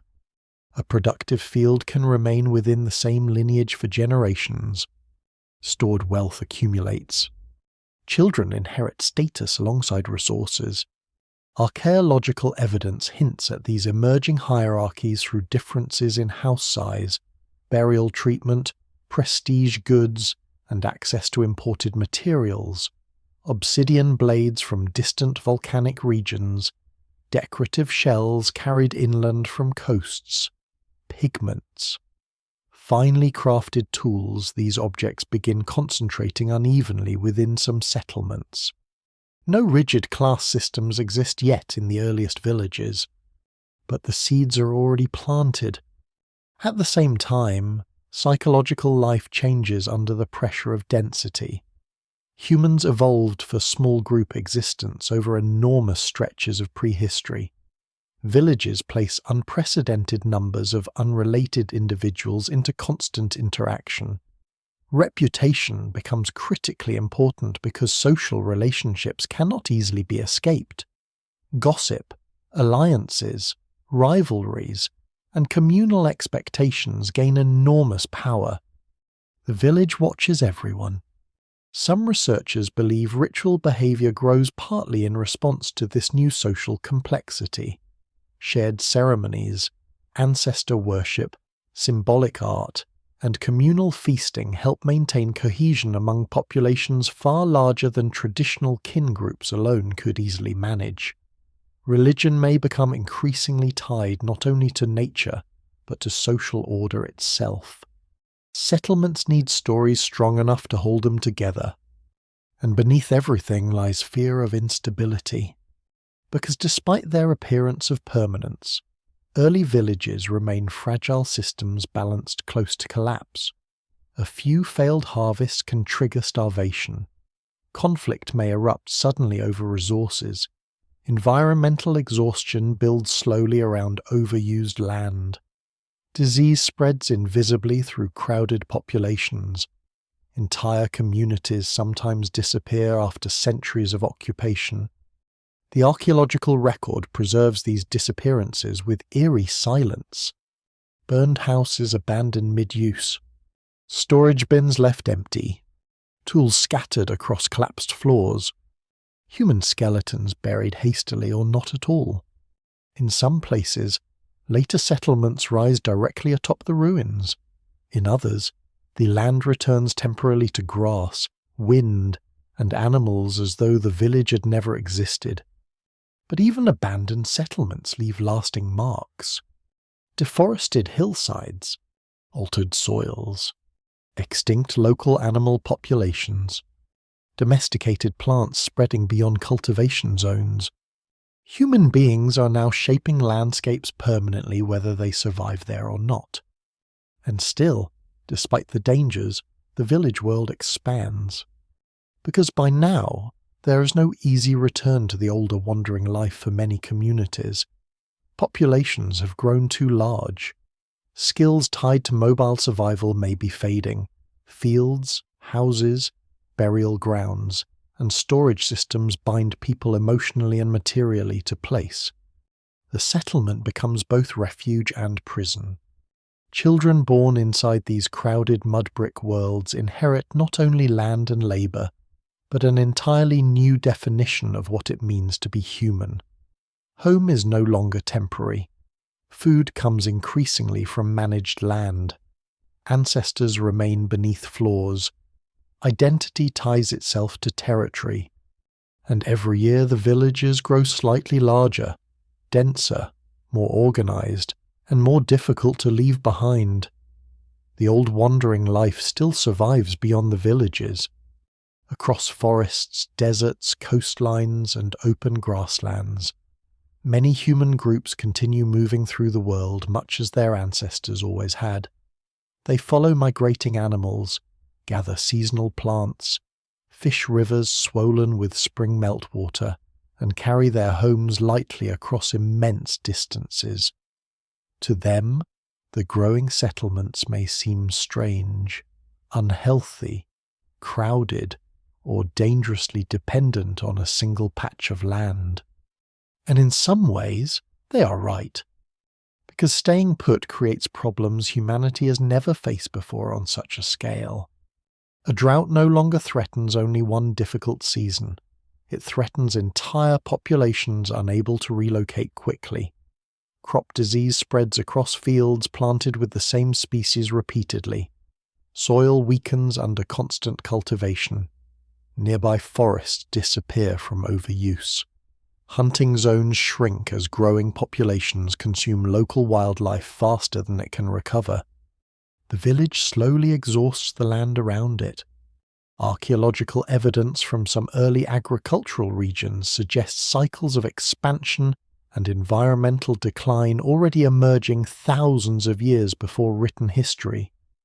Tree pollen decreases sharply near settlements, indicating deforestation. Erosion layers thicken in river valleys stripped of stabilizing vegetation.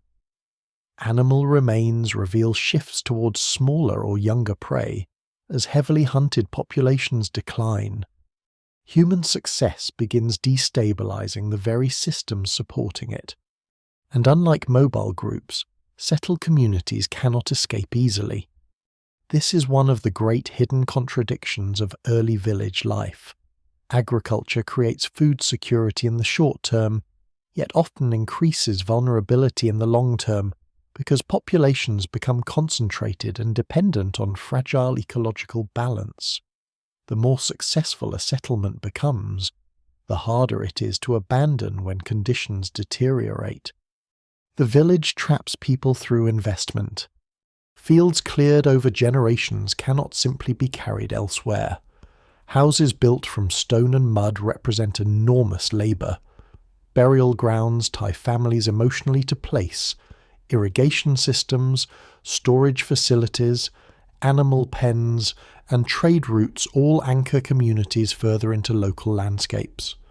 Human beings are becoming rooted creatures, and roots suffer when the environment changes suddenly. The Younger Dryas cold period had already demonstrated how dangerous climate instability could be for semi-settled populations.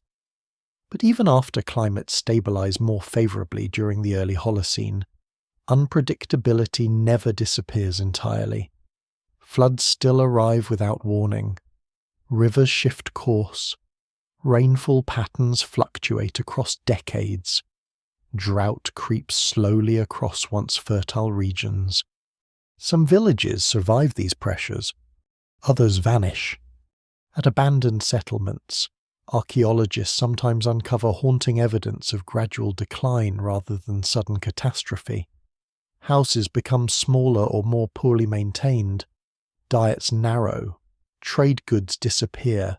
Storage pits empty. Burials show increasing malnutrition or disease. Eventually, occupation layers stop entirely. The silence afterward can last centuries. One lesser-known detail from early agricultural archaeology reveals how difficult farming life may actually have felt to many people. Chemical analysis of bones from some settled communities suggests episodes of nutritional stress, severe enough to interrupt childhood growth repeatedly. In simple terms, children sometimes stop growing properly during periods of hunger, illness, or hardship. The agricultural world produces abundance.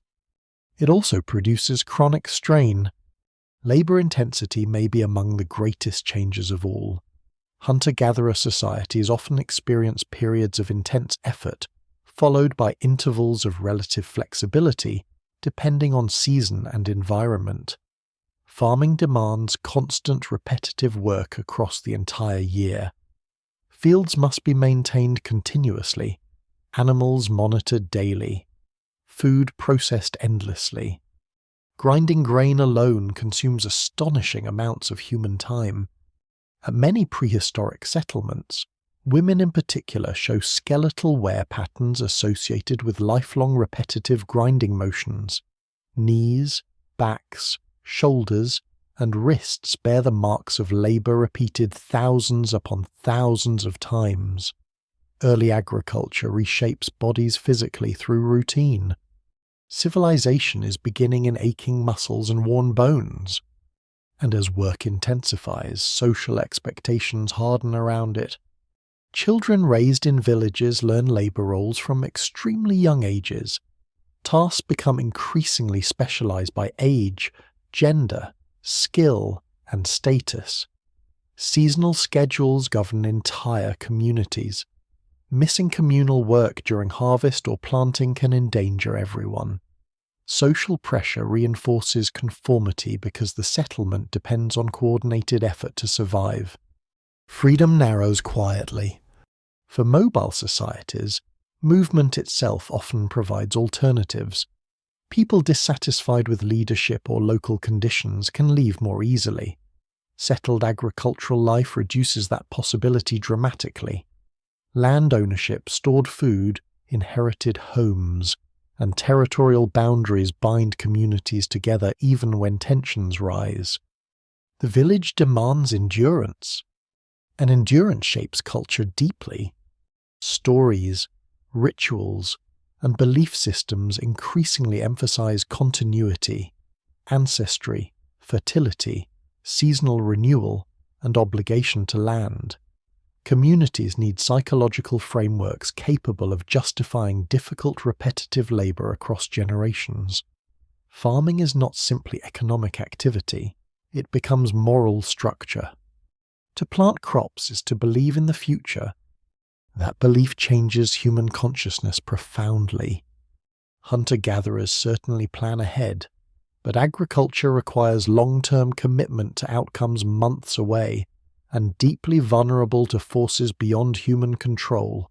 Farmers must trust rains that have not yet come, seeds buried beneath invisible soil, and seasons not yet arrived. Anxiety about weather, fertility, and harvest becomes central to settled life. Perhaps this is partly why ritual intensifies so strongly in early agricultural societies.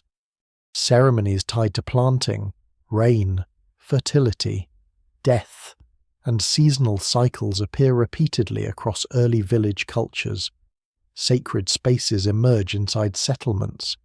Ancestors buried beneath homes may symbolize continuity between generations and land itself.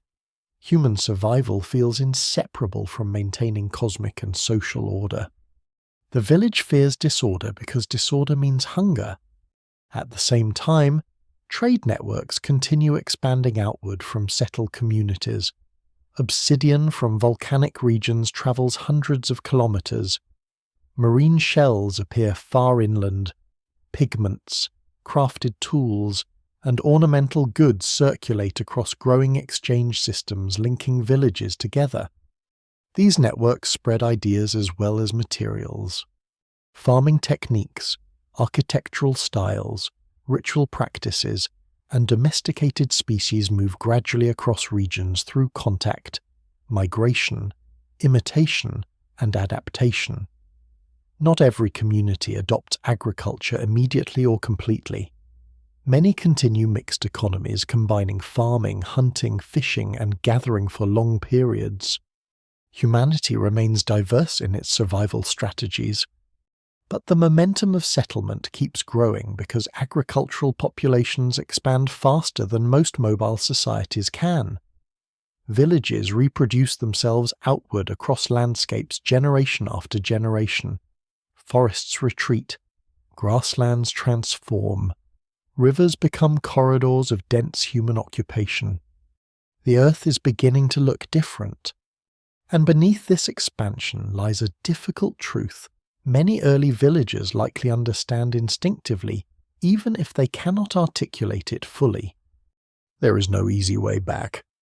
A community of several thousand people cannot simply return to nomadic hunting if crops fail permanently. The land around them no longer supports large wild herds as it once did. Hunting knowledge may have faded. Nearby territories may already belong to rival groups. Population density itself prevents retreat into older lifeways. Agriculture creates dependence through success. The more humanity settles, the more humanity must remain settled. And so villages continue enduring hardships that earlier mobile groups might have escaped simply by moving away. They rebuild after floods, replant after droughts, bury the dead during disease outbreaks, repair collapsing houses year after year. They stay because survival now depends on staying. This may be the deepest transformation of all. Not farming itself, not houses or walls, but the moment human beings begin accepting suffering tied permanently to place, because leaving feels more dangerous than remaining. The ancient wandering freedom is fading into memory, and in its place rises a civilization rooted so deeply in the earth that future generations will eventually forget humanity ever lived any other way. The dead remain inside the village. That simple fact changes everything. For most of the human past, movement shaped memory. Camps vanished beneath weather and time. Trails faded. The living carried stories forward while the dead often stayed behind in landscapes no one permanently occupied. Ancestors belong to memory more than place. Now they lie beneath the floors. Inside settlements like Çatalhöyük, Jericho, and other early Neolithic communities, human burials appear directly beneath houses, sleeping platforms, courtyards, and domestic spaces. Families cook meals above them. Children grow up walking across graves hidden under layers of plaster. Generations live quite literally on top of one another. The village becomes a landscape of the living and the dead together, and the emotional consequences may be profound. Ancestors no longer disappear into distant wilderness or forgotten burial grounds. They remain physically embedded within daily life, houses become more than shelters because they contain lineage itself. A family home may hold the bones of parents, grandparents, children, and earlier inhabitants stretching backward across centuries. Memory acquires architecture. At Jericho, archaeologists uncover one of the most haunting ritual traditions of the prehistoric world. Human skulls are removed from burials, carefully plastered over with modelled facial features, and sometimes decorated with shells placed where eyes once were. These reconstructed faces stare outward across thousands of years with unsettling intimacy. Scholars still debate their meaning. Some researchers believe the plastered skulls represent ancestor veneration tied to household identity and inheritance. Others suggest ritual displays connected to communal memory, spiritual protection, or social authority. The evidence remains incomplete, and no single explanation fully accounts for the practice. But whatever their exact role, the skulls reveal a society thinking differently about death. The dead are not absent. They remain socially active. This shift may connect directly to permanent settlement itself. Once families stay rooted to particular land across generations, ancestry gains new importance. Claims to houses, fields, water sources, and social status become tied to lineage and continuity. Ancestors help legitimize belonging. The village needs history to stabilize itself, and so the dead become guardians of place. At Çatalhöyük, ritual life appears woven deeply into domestic space rather than separated into obvious temples or monumental shrines. Some rooms contain elaborate wall paintings, cattle horns embedded in plaster installations, symbolic imagery, and repeated rebuilding suggesting ceremonial importance. Burials beneath platforms occur within ordinary homes. The sacred and the everyday are still inseparable. One room may hold sleeping spaces, cooking fires, food storage, ritual objects, and buried ancestors simultaneously. Religion has not yet become an isolated institution standing above society. It exists inside the house itself, intertwined with family, labor, memory, and survival. The first villages create spiritual intimacy alongside social density. And perhaps that intimacy becomes necessary because settled life feels psychologically fragile in ways older wandering existence did not. Farming communities depend heavily on weather, fertility, seasonal cycles, and stable cooperation. Crop failure means catastrophe. Disease spreads invisibly. Conflict threatens food systems and social cohesion. Ritual may provide emotional structure against uncertainty. Ceremonies tied to planting, harvest, death, fertility, and ancestral continuity appear repeatedly across early agricultural cultures worldwide. Some settlements contain communal buildings possibly used for gatherings or ceremonies long before formal priesthoods emerge. Feasting becomes socially important. Shared symbolic practices help bind growing populations together. The village survives partly because people believe together. One lesser-known detail from prehistoric archaeology hints at how emotionally charged houses may already have become. At some settlements, when homes are abandoned or destroyed, the process appears deliberate and ritualized rather than casual. Structures are cleaned, burned carefully, or sealed in specific ways before rebuilding occurs. A house is no longer disposable shelter. It possesses social life.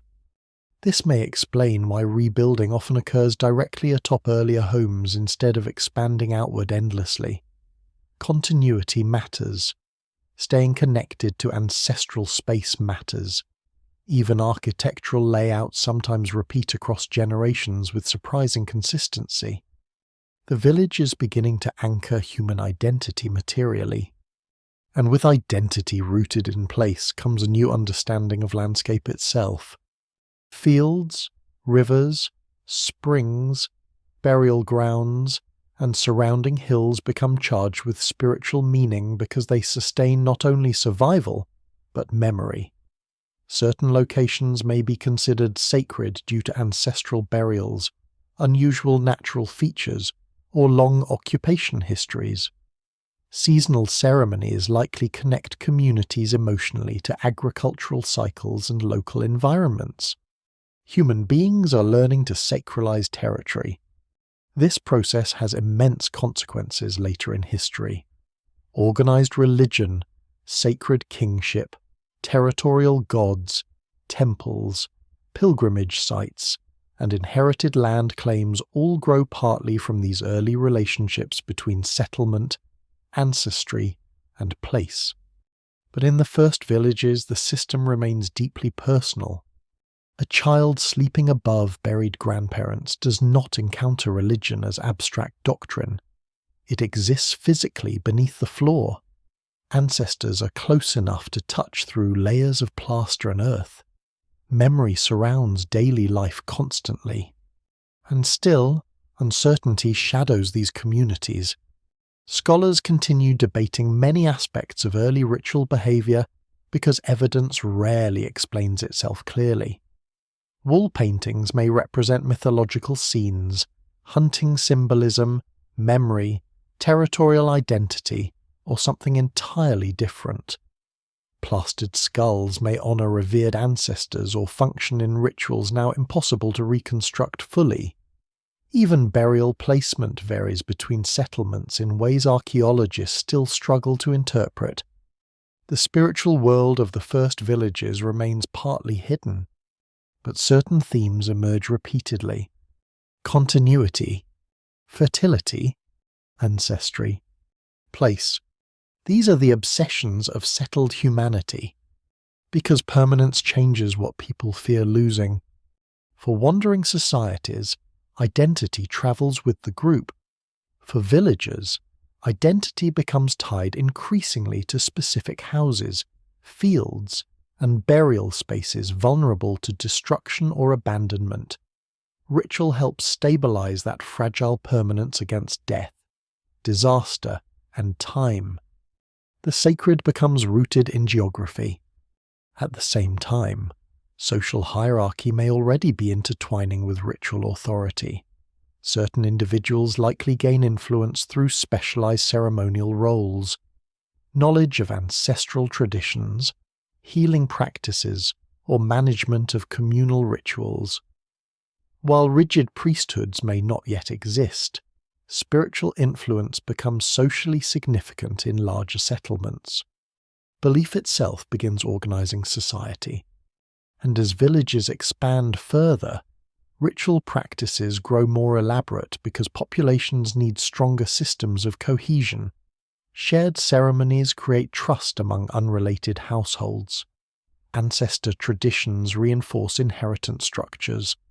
Seasonal festivals coordinate agricultural calendars. Collective belief binds dense populations into functioning communities. The village becomes psychologically self-sustaining. Yet beneath the rituals and symbolic order remains the harsh physical reality of early settled life. Smoke still fills enclosed houses. Disease spreads through crowded populations. Crop failures haunt every season. Violence erupts periodically. Labor consumes endless hours. The sacred does not remove suffering. It helps explain and endure it. And perhaps that is why the earliest villages invest so heavily in ritual behavior despite constant material pressures. Communities rooted permanently to land need stories larger than individual survival. They need continuity extending beyond one lifetime. Ancestors beneath the floors provide exactly that. They transform houses into living chains between generations. They remind villagers that others endured hardship before them and remained. They turn settlement itself into inheritance. And slowly, almost without realizing it, humanity begins constructing not only villages of mud, brick, and stone, but entire worlds of meaning anchored permanently to the earth. the obsidian arrives from hundreds of kilometers away. Black volcanic glass, sharp enough to cut flesh with surgical precision, appears inside villages that stand nowhere near volcanoes. Someone carried it across mountains, valleys, rivers, and hostile territory long before roads or written maps existed. In other settlements, marine shells from distant coasts appear far inland. Rare pigments travel between communities separated by vast stretches of wilderness. Carefully shaped stone tools circulate far beyond the regions where their raw materials originate. The first villages are not isolated worlds. They are becoming connected. At first, exchange likely begins through small encounters between neighboring groups, seasonal gatherings, marriage alliances, shared hunting grounds, ceremonial meetings. Mobile hunter-gatherers had exchanged goods long before permanent settlements emerged. But villages transform trade because permanent communities can accumulate surplus, specialize in production, and maintain long-term relationships tied to specific places. Settlement anchors networks into geography. A village near high-quality obsidian sources may become regionally important. Another controlling fertile farmland or reliable water gains influence through food production. Communities with skilled craftspeople produce desirable pottery, textiles, tools, or ornaments exchanged outward across growing networks. Trade becomes part of survival itself, and with trade comes information. Ideas now travel alongside objects. Farming techniques spread between settlements. Architectural styles appear across distant regions. Ritual symbols repeat in places separated by enormous distances. Domesticated plants and animals move gradually outward from original centers of cultivation through generations of contact and adaptation. Humanity is beginning to think collectively across landscapes. At Çatalhöyük, archaeologists uncover obsidian likely sourced from volcanic regions of central Anatolia many kilometers away. The material is worked into blades, mirrors, and tools of remarkable quality. Some scholars believe obsidian trade may have helped sustain the settlement's regional importance for centuries. The village is becoming economically connected to places its inhabitants may never personally see. This changes human imagination profoundly. For wandering groups, social worlds often remain relatively small despite wide movement. People know landscapes intimately, but interact with limited populations regularly. Permanent settlements encourage larger and more stable exchange systems, linking distant communities over generations. The mental map of humanity expands. Certain goods carry prestige precisely because they come from elsewhere. Marine shells from distant coasts, unusual stones, pigments, ornaments, and rare animal materials begin signaling status, identity, or spiritual significance. Objects acquire stories attached to their journeys. Exotic materials suggest access to distant networks and trusted relationships. Trade creates invisible roads before physical roads exist. One lesser-known detail from archaeological residue analysis reveals how sophisticated some of these networks already become surprisingly early. Chemical sourcing techniques allow researchers to trace obsidian artifacts back to specific volcanic origins with remarkable precision. In some cases, materials travel hundreds of kilometers through chains of exchange, connecting multiple settlements across entire regions. And none of this depends on states, armies, or formal markets yet. The network emerges organically from villages themselves.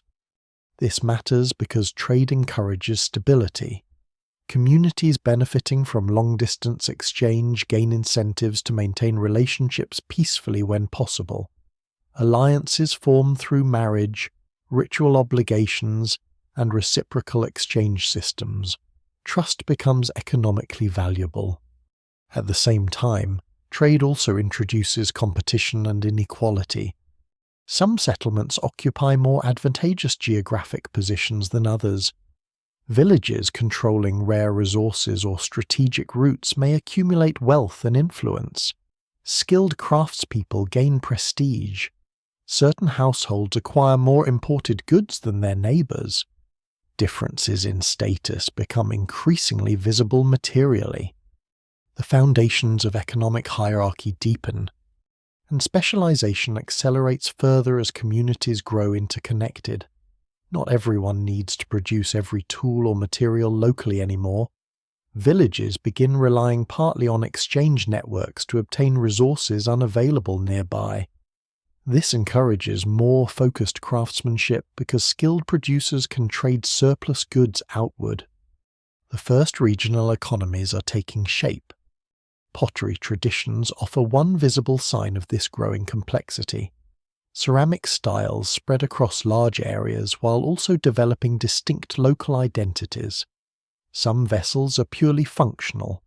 Others display decorative patterns requiring time, skill, and cultural meaning. Shared artistic motifs hint at communication between settlements separated by considerable distance. Ideas travel through hands before they travel through writing. The same appears true for ritual practices. Certain symbolic forms repeat across early agricultural societies in ways suggesting cultural diffusion through interaction networks.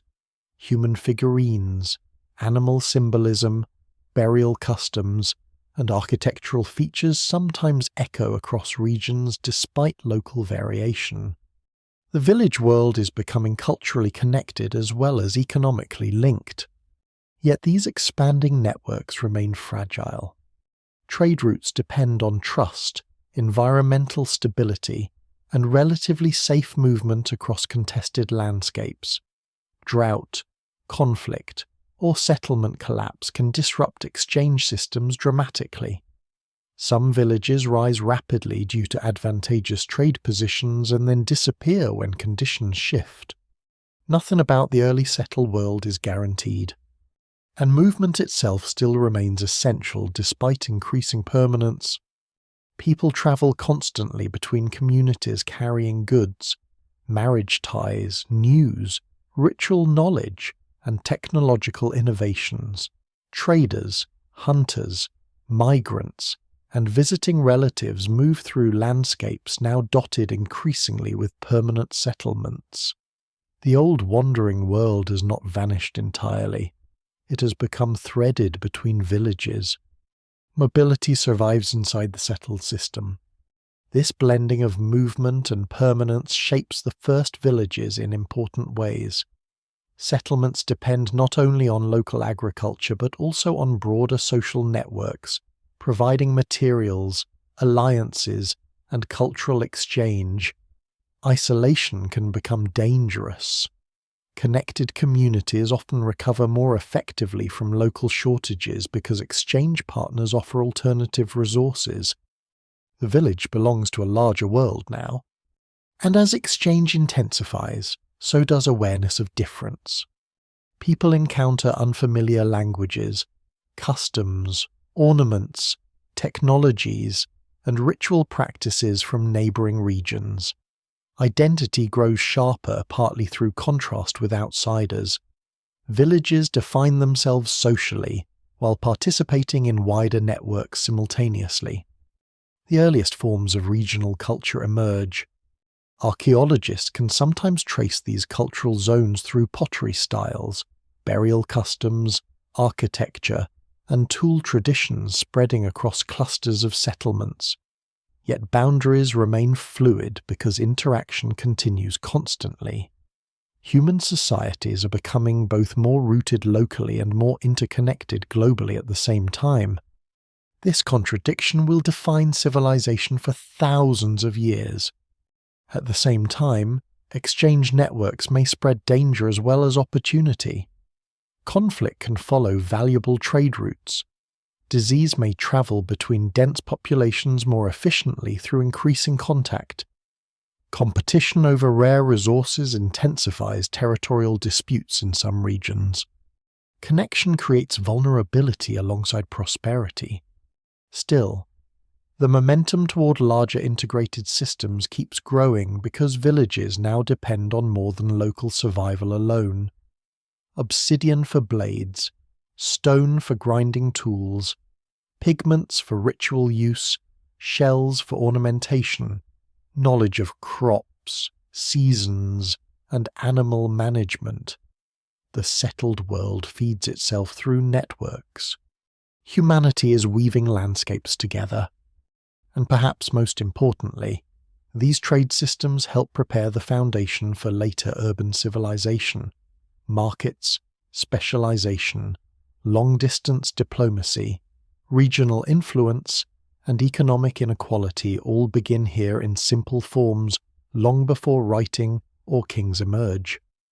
The first villages are already more than villages. They are nodes in expanding human worlds. Smoke still rises from mud brick roofs. Grain still dries beside hearths. Ancestors still lie buried beneath floors. But now strangers arrive carrying distant materials and unfamiliar stories from lands beyond the horizon. And with every exchange, the settled human world grows larger, more complicated, and more impossible to reverse. Beneath the floors, the skulls are waiting. Archaeologists uncover them slowly, brushing away layers of hardened earth and ancient plaster from rooms where families once slept, cooked, argued, and mourned. Some skulls are ordinary burials left intact beneath platforms. Others are stranger. Faces modelled carefully with plaster, eye sockets filled with shells, bones rearranged deliberately long after death. The first villages are filled with mysteries, and many of them still resist explanation. At Çatalhöyük, walls preserve faded traces of paintings unlike anything expected from such early settlements. Red ochre figures move across plaster surfaces, wild animals appear in tense clusters, geometric patterns spread through enclosed rooms. Some researchers believe certain murals may depict vultures circling headless human bodies, echoing funerary practices where corpses were exposed before burial. But interpretation remains uncertain. The evidence survives only in fragments. Paint flakes away. Meanings vanish. No written language explains the symbols left behind inside these densely packed Neolithic homes. Archaeologists reconstruct possibilities carefully, but the emotional and spiritual worlds of the first villagers remain partly sealed beneath time. That uncertainty itself becomes part of the fascination, because the first villages are familiar enough to feel recognizably human, yet distant enough to seem almost alien. At Jericho, the plastered skulls remain among the most haunting examples. Human faces recreated after death with remarkable attention to detail. Some preserve traces of pigment, others appear stylized or symbolic rather than realistic. The practice spans multiple settlements across the Levant during the pre-pottery Neolithic period, suggesting widespread ritual importance. Scholars still debate whether these skulls represent ancestor worship, social status, spiritual protection, lineage memory, or something more complex entirely. No single explanation fully accounts for the practice, and that pattern repeats constantly across early village archaeology. Why are some houses rebuilt repeatedly atop older structures while neighbouring homes are abandoned? Why do certain rooms contain unusually elaborate decorations or symbolic installations? Why are animal horns embedded in walls? Why are some human remains disarticulated intentionally after burial? The villages preserve behaviour modern people recognise emotionally, but not always intellectually. One lesser-known mystery involves the deliberate burning of houses found at some prehistoric settlements. In several regions, evidence suggests structures were intentionally set ablaze under controlled circumstances, rather than simply destroyed accidentally. Some homes appear carefully emptied or prepared beforehand. Researchers debate the meaning intensely. Perhaps burning marked ritual closure when households ended. Perhaps fire purified structures associated with death or memory. Some scholars argue deliberate destruction helped renew settlements socially or spiritually. Others caution against overinterpreting incomplete evidence. The truth remains hidden, and yet these mysteries reveal something important. The first villages are not merely economic systems built around farming. They are symbolic worlds. Human beings settling permanently into landscapes begin surrounding themselves with ritual meaning, partly because permanence itself creates emotional weight. Houses hold ancestors. Fields sustain survival. Seasons determine life or death. Communities remain together long enough to accumulate shared myths, traditions, and sacred practices rooted in place. The village becomes psychologically dense. At Çatalhöyük, archaeologists uncover rooms containing cattle horns mounted dramatically along walls and platforms. Some installations involve repeated layering of plaster over horn cores, creating sculpted forms emerging from interior architecture itself. Wild bulls, dangerous and powerful animals in the Neolithic world, appear repeatedly in symbolic contexts. Perhaps they represent strength, fertility, masculinity, spiritual danger, or communal identity. Or perhaps meanings modern people cannot easily reconstruct anymore. The evidence remains incomplete. This uncertainty has attracted endless speculation over the years. Fringe theories occasionally portray sites like Çatalhöyük or Göbekli Tepe as evidence of lost advanced civilizations, forgotten global religions, or mysterious vanished knowledge. Such claims gain popularity partly because the archaeological record feels strange and emotionally powerful, but mainstream archaeology offers a more grounded explanation. Human societies are entirely capable of extraordinary symbolic complexity long before writing, metal tools, or formal states emerge. The first villagers are not primitive people stumbling towards civilization blindly. They are intelligent, emotionally sophisticated humans adapting creatively to radically new forms of life. The mystery lies not in impossible technology. It lies in human imagination itself. Göbekli Tepe especially intensifies this debate. Built in southeastern Anatolia roughly contemporaneously with some of the earliest farming communities, the site contains massive stone pillars arranged in circular enclosures decorated with carved animals and abstract symbols. The structures predate fully developed agriculture in the region, overturning older assumptions that large ceremonial construction required established farming societies first.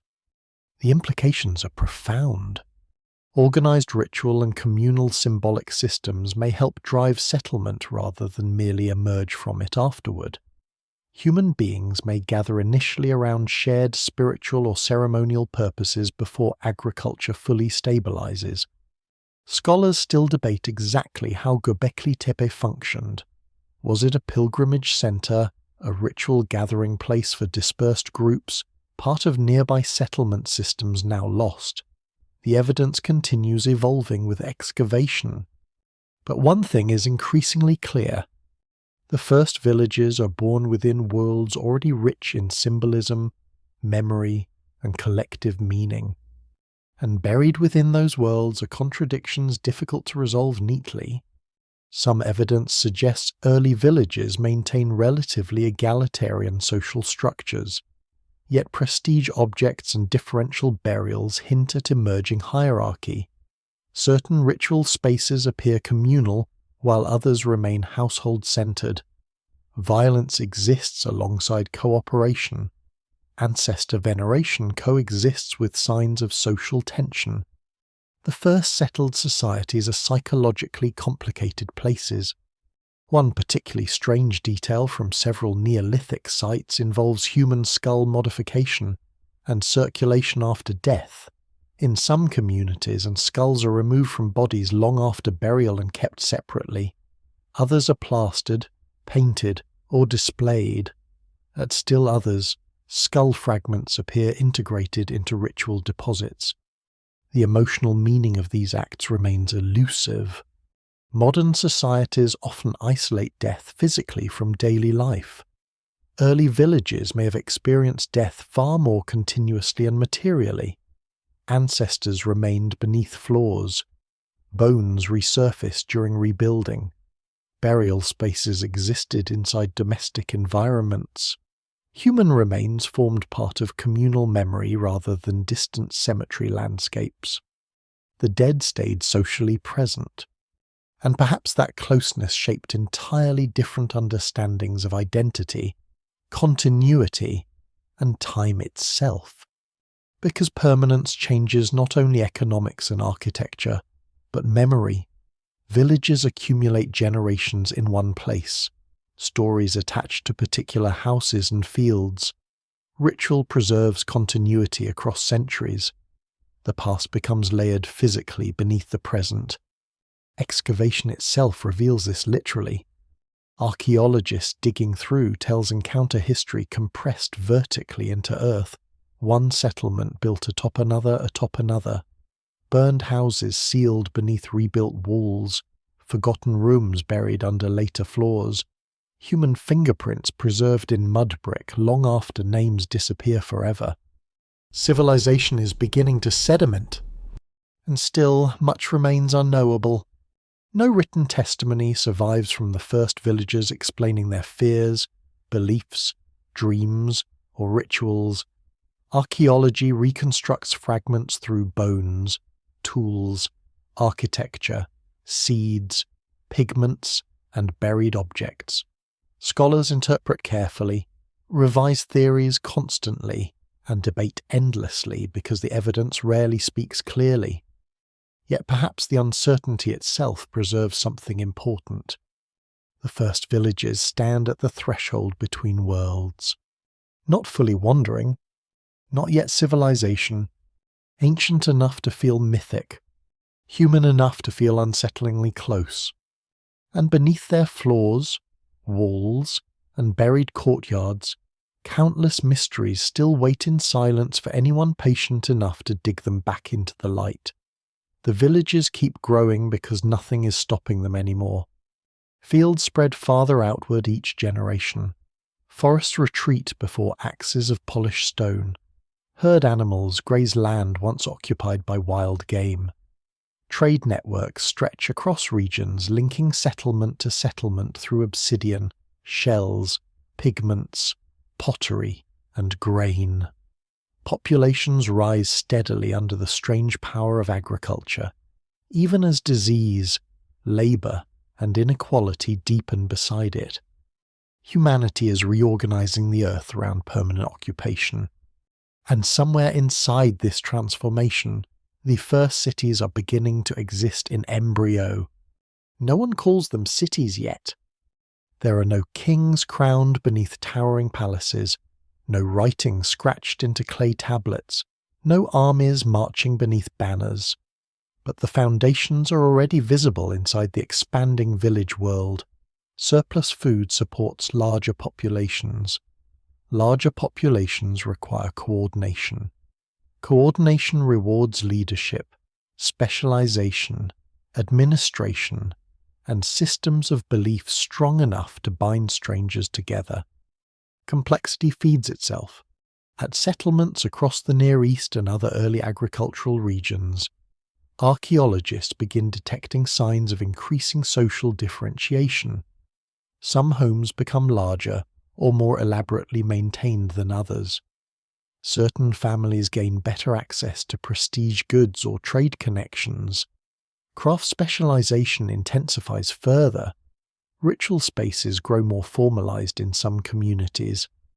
The village is becoming hierarchical, and hierarchy changes everything. In small wandering bands, Survival often depends heavily on cooperation and flexibility because individuals can leave if leadership becomes oppressive. Dense settled populations make power more stable. Land ownership, stored food, labor obligations, ritual authority, and inherited status begin anchoring inequality into social structure itself. The first ruling systems emerge slowly enough to appear natural. Someone organizes irrigation labor more effectively. Another lineage controls access to fertile fields near rivers. Ritual specialists gain influence by interpreting seasonal cycles or maintaining sacred traditions tied to ancestors and harvests. Skilled traders accumulate prestige through exchange networks. Power gathers quietly before it announces itself openly. At the same time, settlement density drives technological innovation. Pottery production becomes increasingly sophisticated because large populations require reliable food storage and transport. Stone tools grow more specialized. Textile production expands. Building techniques improve. Some communities experiment with large communal structures requiring coordinated labor on astonishing scales. The village is no longer merely surviving. It is producing systems. One lesser-known clue to this transformation appears in the organization of the labor itself. Archaeologists studying wear patterns on tools and skeletal remains can sometimes identify increasing specialization among certain populations. Some individuals appear heavily involved in repetitive craft production, while others focus more on agriculture, construction, or animal management. Human society is dividing into roles. This division allows greater productivity but also deepens dependence between individuals and classes of labor. Villagers increasingly rely on strangers performing tasks they themselves no longer fully understand or control. Social complexity expands faster than any one person can oversee alone. Eventually, administration becomes inevitable. And administration leads toward writing. Not immediately. Thousands of years still separate the earliest villages from fully developed written civilizations in places like Mesopotamia. But the logic is already forming. Once populations, trade systems, food storage, taxation, labor obligations, and property claims grow large enough, memory alone becomes insufficient. Civilization will soon require records. Yet before writing arrives, another force accelerates complexity, further competition between settlements. Villages no longer exist in isolation. They occupy territories, trade routes, water systems, and fertile agricultural land increasingly valuable as populations grow. Some communities prosper more rapidly than others due to geography, resources, leadership, or luck. Regional influence begins concentrating unevenly. The first proto-urban centers emerge from this imbalance. In southern Mesopotamia especially, conditions eventually favor extraordinary growth. Rivers flooding broad, fertile plains create agricultural potential, capable of supporting enormous populations if managed carefully. Irrigation systems expand, surplus multiplies, settlements grow into towns and then into the earliest recognizable cities. But the roots of that urban explosion reach back directly into the first villages. Without sedentary life, there are no fields. Without fields, no surplus. Without surplus, no specialization. Without specialization, no administration, monumental architecture, priesthoods, armies, or states. Civilization begins in mud-brick villages long before it builds stone monuments, and those villages carry their ancient contradictions forward into every later society. The city inherits inequality from the village. It inherits disease.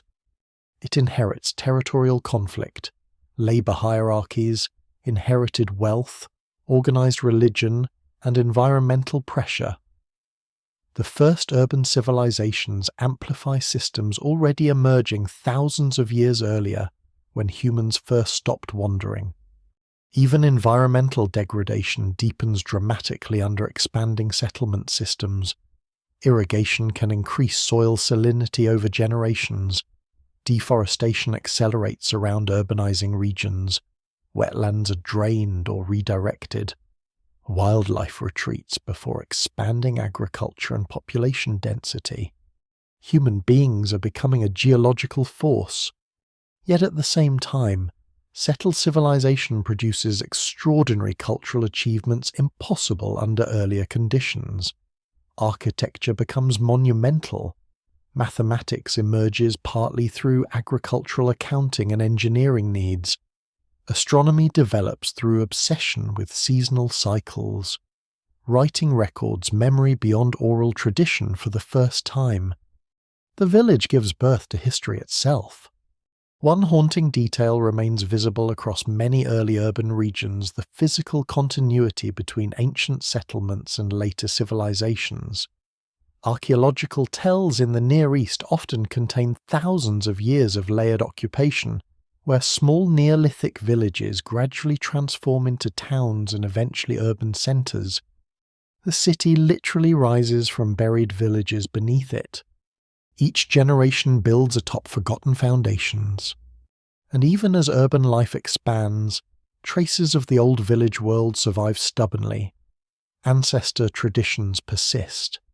Agricultural calendars still govern society. Sacred ties to land remain powerful. Seasonal festivals echo older farming rituals stretching back into prehistory. Human beings carry the emotional structures of village life into the first civilizations almost unchanged. The wandering world, meanwhile, retreats toward the margins. Mobile hunter-gatherer societies continue existing in many regions for thousands of years, alongside agricultural states and cities. Some resist farming deliberately, others adapt partially while preserving mobility. But over long stretches of time, expanding agricultural populations gradually dominate most fertile landscapes. Settlement becomes humanity's primary condition, and with that dominance comes a final transformation perhaps greater than all the others. People begin forgetting that another way of living ever existed. Later civilizations often view cities, farming, hierarchy, and territorial ownership as natural expressions of humanity rather than recent inventions in deep time. The memory of endless wandering fades into myth, preserved only faintly in migration stories, seasonal rituals, or distant tribal peoples living beyond agricultural frontiers.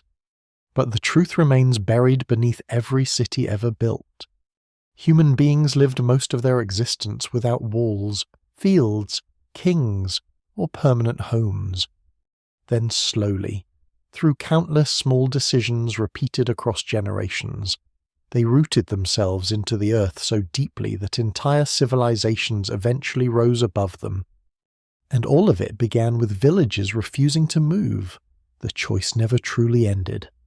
It still surrounds the modern world in forms so familiar they become almost invisible.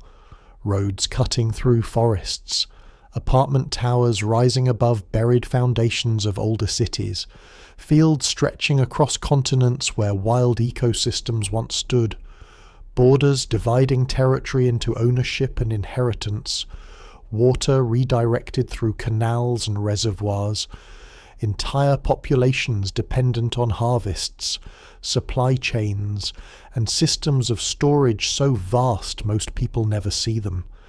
The first villages are still here. Not physically, in most cases. Mud brick walls collapsed long ago, roofs rotted away, hearth fires turned cold thousands of years before recorded history began. Yet the structure of settled life they created remains embedded in nearly everything humanity later becomes. Home, property, cities, states, agriculture, inheritance, work schedules, permanent identity tied to land. All of it traces backward toward those early communities that stayed beside rivers and grain fields, slightly longer each year until leaving no longer felt possible. And perhaps the strangest part is how recent this transformation actually is. Modern humans have existed for roughly 300,000 years. For the overwhelming majority of that time, humanity lives as mobile hunter-gatherers, moving through landscapes shaped more by seasons than ownership. Permanent villages occupy only the final thin layer of the human story. Civilization is new. The wandering world lasted far longer. Yet settlement changes the species with astonishing speed. Human populations explode numerically under agriculture despite disease, hierarchy, and environmental strain. Villages become towns. Towns become cities. Cities generate empires powerful enough to reshape continents. Written language preserves laws, myths, taxes, and history. Organized religions emerge from older systems of ritual and ancestry, rooted in agricultural permanence. Armies defend territory because territory now means survival itself. The logic of the village scales upward endlessly, and with each expansion, humanity grows more capable of transforming the planet around it. Forests fall before agriculture and industry, rivers are redirected, species disappear, atmospheric chemistry changes. The modern world, with all its technology and complexity, remains fundamentally a civilization of settled humans dependent on managed landscapes and stored resources. The first villages never stopped growing, but buried beneath that success lies a quieter question scholars still debate carefully. Was the transition inevitable? No single explanation fully accounts for why humans across different regions repeatedly move towards settlement and agriculture. Climate change creates opportunity and pressure. Population growth encourages intensification. Resource concentration rewards permanence. Ritual gathering places may help anchor communities socially. Domestication alters both ecosystems and human behavior. The evidence suggests many causes overlapping together. Yet inevitability is harder to prove. Some societies resist agriculture for thousands of years despite knowing neighboring farmers exist. Others combine cultivation with older mobile traditions in flexible ways. Certain hunter-gatherer groups remain healthier and less socially stratified than early agricultural communities surrounding them.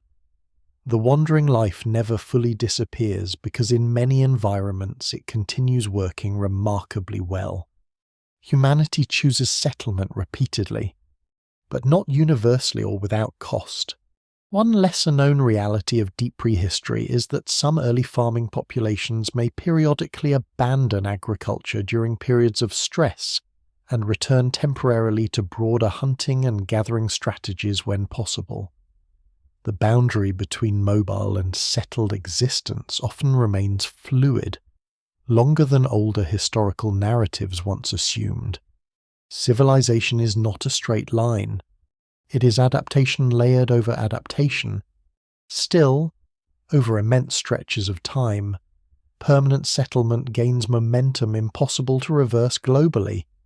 Agricultural societies support larger populations, absorb territory more aggressively, and reshape environments around themselves. Villages spread outward until most fertile land across the planet becomes part of settled human systems. The Earth itself changes identity. Wetlands become farmland. Grasslands become grazing zones. Forests become timber reserves. Rivers become transportation corridors and irrigation systems. Animals become livestock. Plants become crops. Even time becomes measured increasingly through agricultural and administrative schedules rather than migration cycles or seasonal wandering alone. Human beings begin living inside systems they created, and those systems grow so large that individuals can no longer fully perceive them. The first villagers could still remember the wandering world through parents or grandparents who moved constantly across open landscapes. Later civilizations forget entirely. Urban populations separated from food production by layers of administration, trade, and labor specialization eventually experience nature itself as something distant. But deep beneath every city lies the same ancient dependency. Soil, water, seeds, weather. The foundations never disappear. Archaeology keeps revealing that truth with almost haunting consistency. Excavations beneath modern streets uncover older cities. Beneath those cities lie earlier towns. Beneath the towns, villages.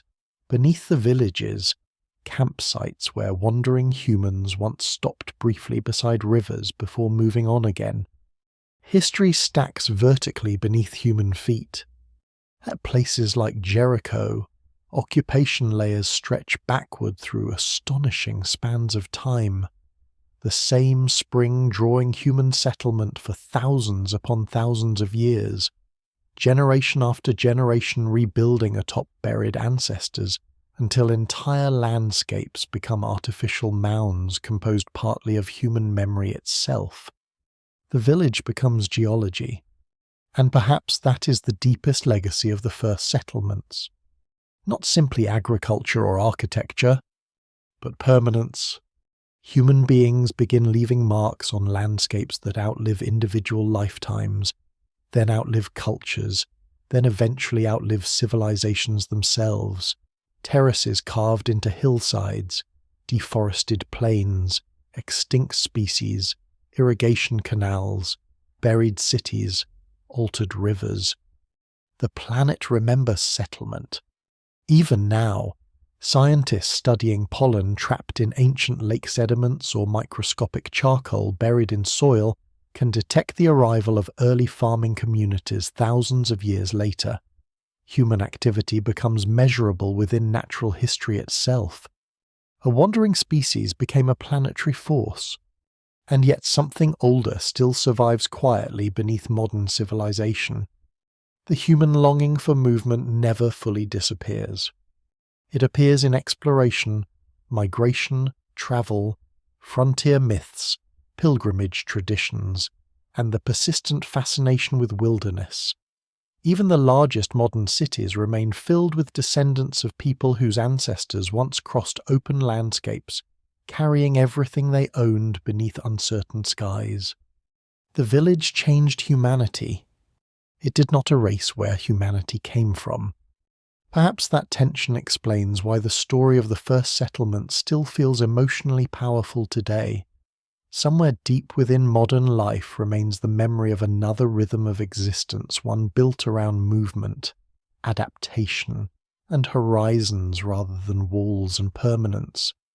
But the moment humans chose to stay beside those fertile valleys and rivers, history tilted irreversibly in a new direction. And from that moment onward, the earth itself would never again be entirely wild. The night settles quietly over the buried remains of the first villages. Wind moves across ancient mounds where walls once stood warm with firelight and human voices. Beneath the earth lie broken grinding stones polished smooth by exhausted hands. Fragments of plaster still hold fingerprints pressed into wet clay thousands of years ago by people who could never imagine the modern world waiting far ahead of them. Somewhere beneath those layers rest ancestors buried under house floors, still surrounded by the traces of ordinary lives, ash from cooking fires, animal bones discarded after meals, seeds spilled accidentally into dirt. Roof beams collapse slowly into silence after the settlements were abandoned or transformed into something larger. The villagers themselves are gone, but their decision remains. For most of human existence, survival meant movement. Camps vanished behind migrating people like footprints erased by weather. Then gradually, almost imperceptibly at first, certain communities stopped leaving.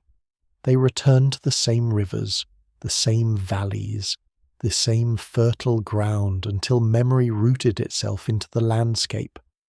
Home became a place instead of a journey. And from that small shift came everything that followed. Cities glowing through the night, fields stretching beyond horizons, written history, kingdoms, temples, trade routes, armies, borders, and civilizations layered one atop another across the earth. Yet the deeper story is quieter than empire. It lives in simple moments repeated endlessly through generations. Someone repairing a roof before winter rain arrives. Someone storing grain carefully against future hunger. Someone burying the dead beneath familiar floors because leaving them behind no longer feels possible. The first villages were fragile places filled with smoke, labour, disease, uncertainty, and hope. They demanded sacrifices wandering ancestors might have found unbearable. But they also created continuity across generations unlike anything humanity had known before. The land began remembering people, and people began remembering themselves through the land. Even now, modern life still rests upon those ancient foundations. Beneath highways and towers, beneath farms and suburbs, beneath every permanent settlement on Earth, lies the echo of that first choice to remain in one place a little longer than before. The fires have long gone dark. The walls have fallen. But somewhere under moonlit soil, the first villagers are still waiting quietly beneath the earth where humanity stopped wandering and began building the world that followed.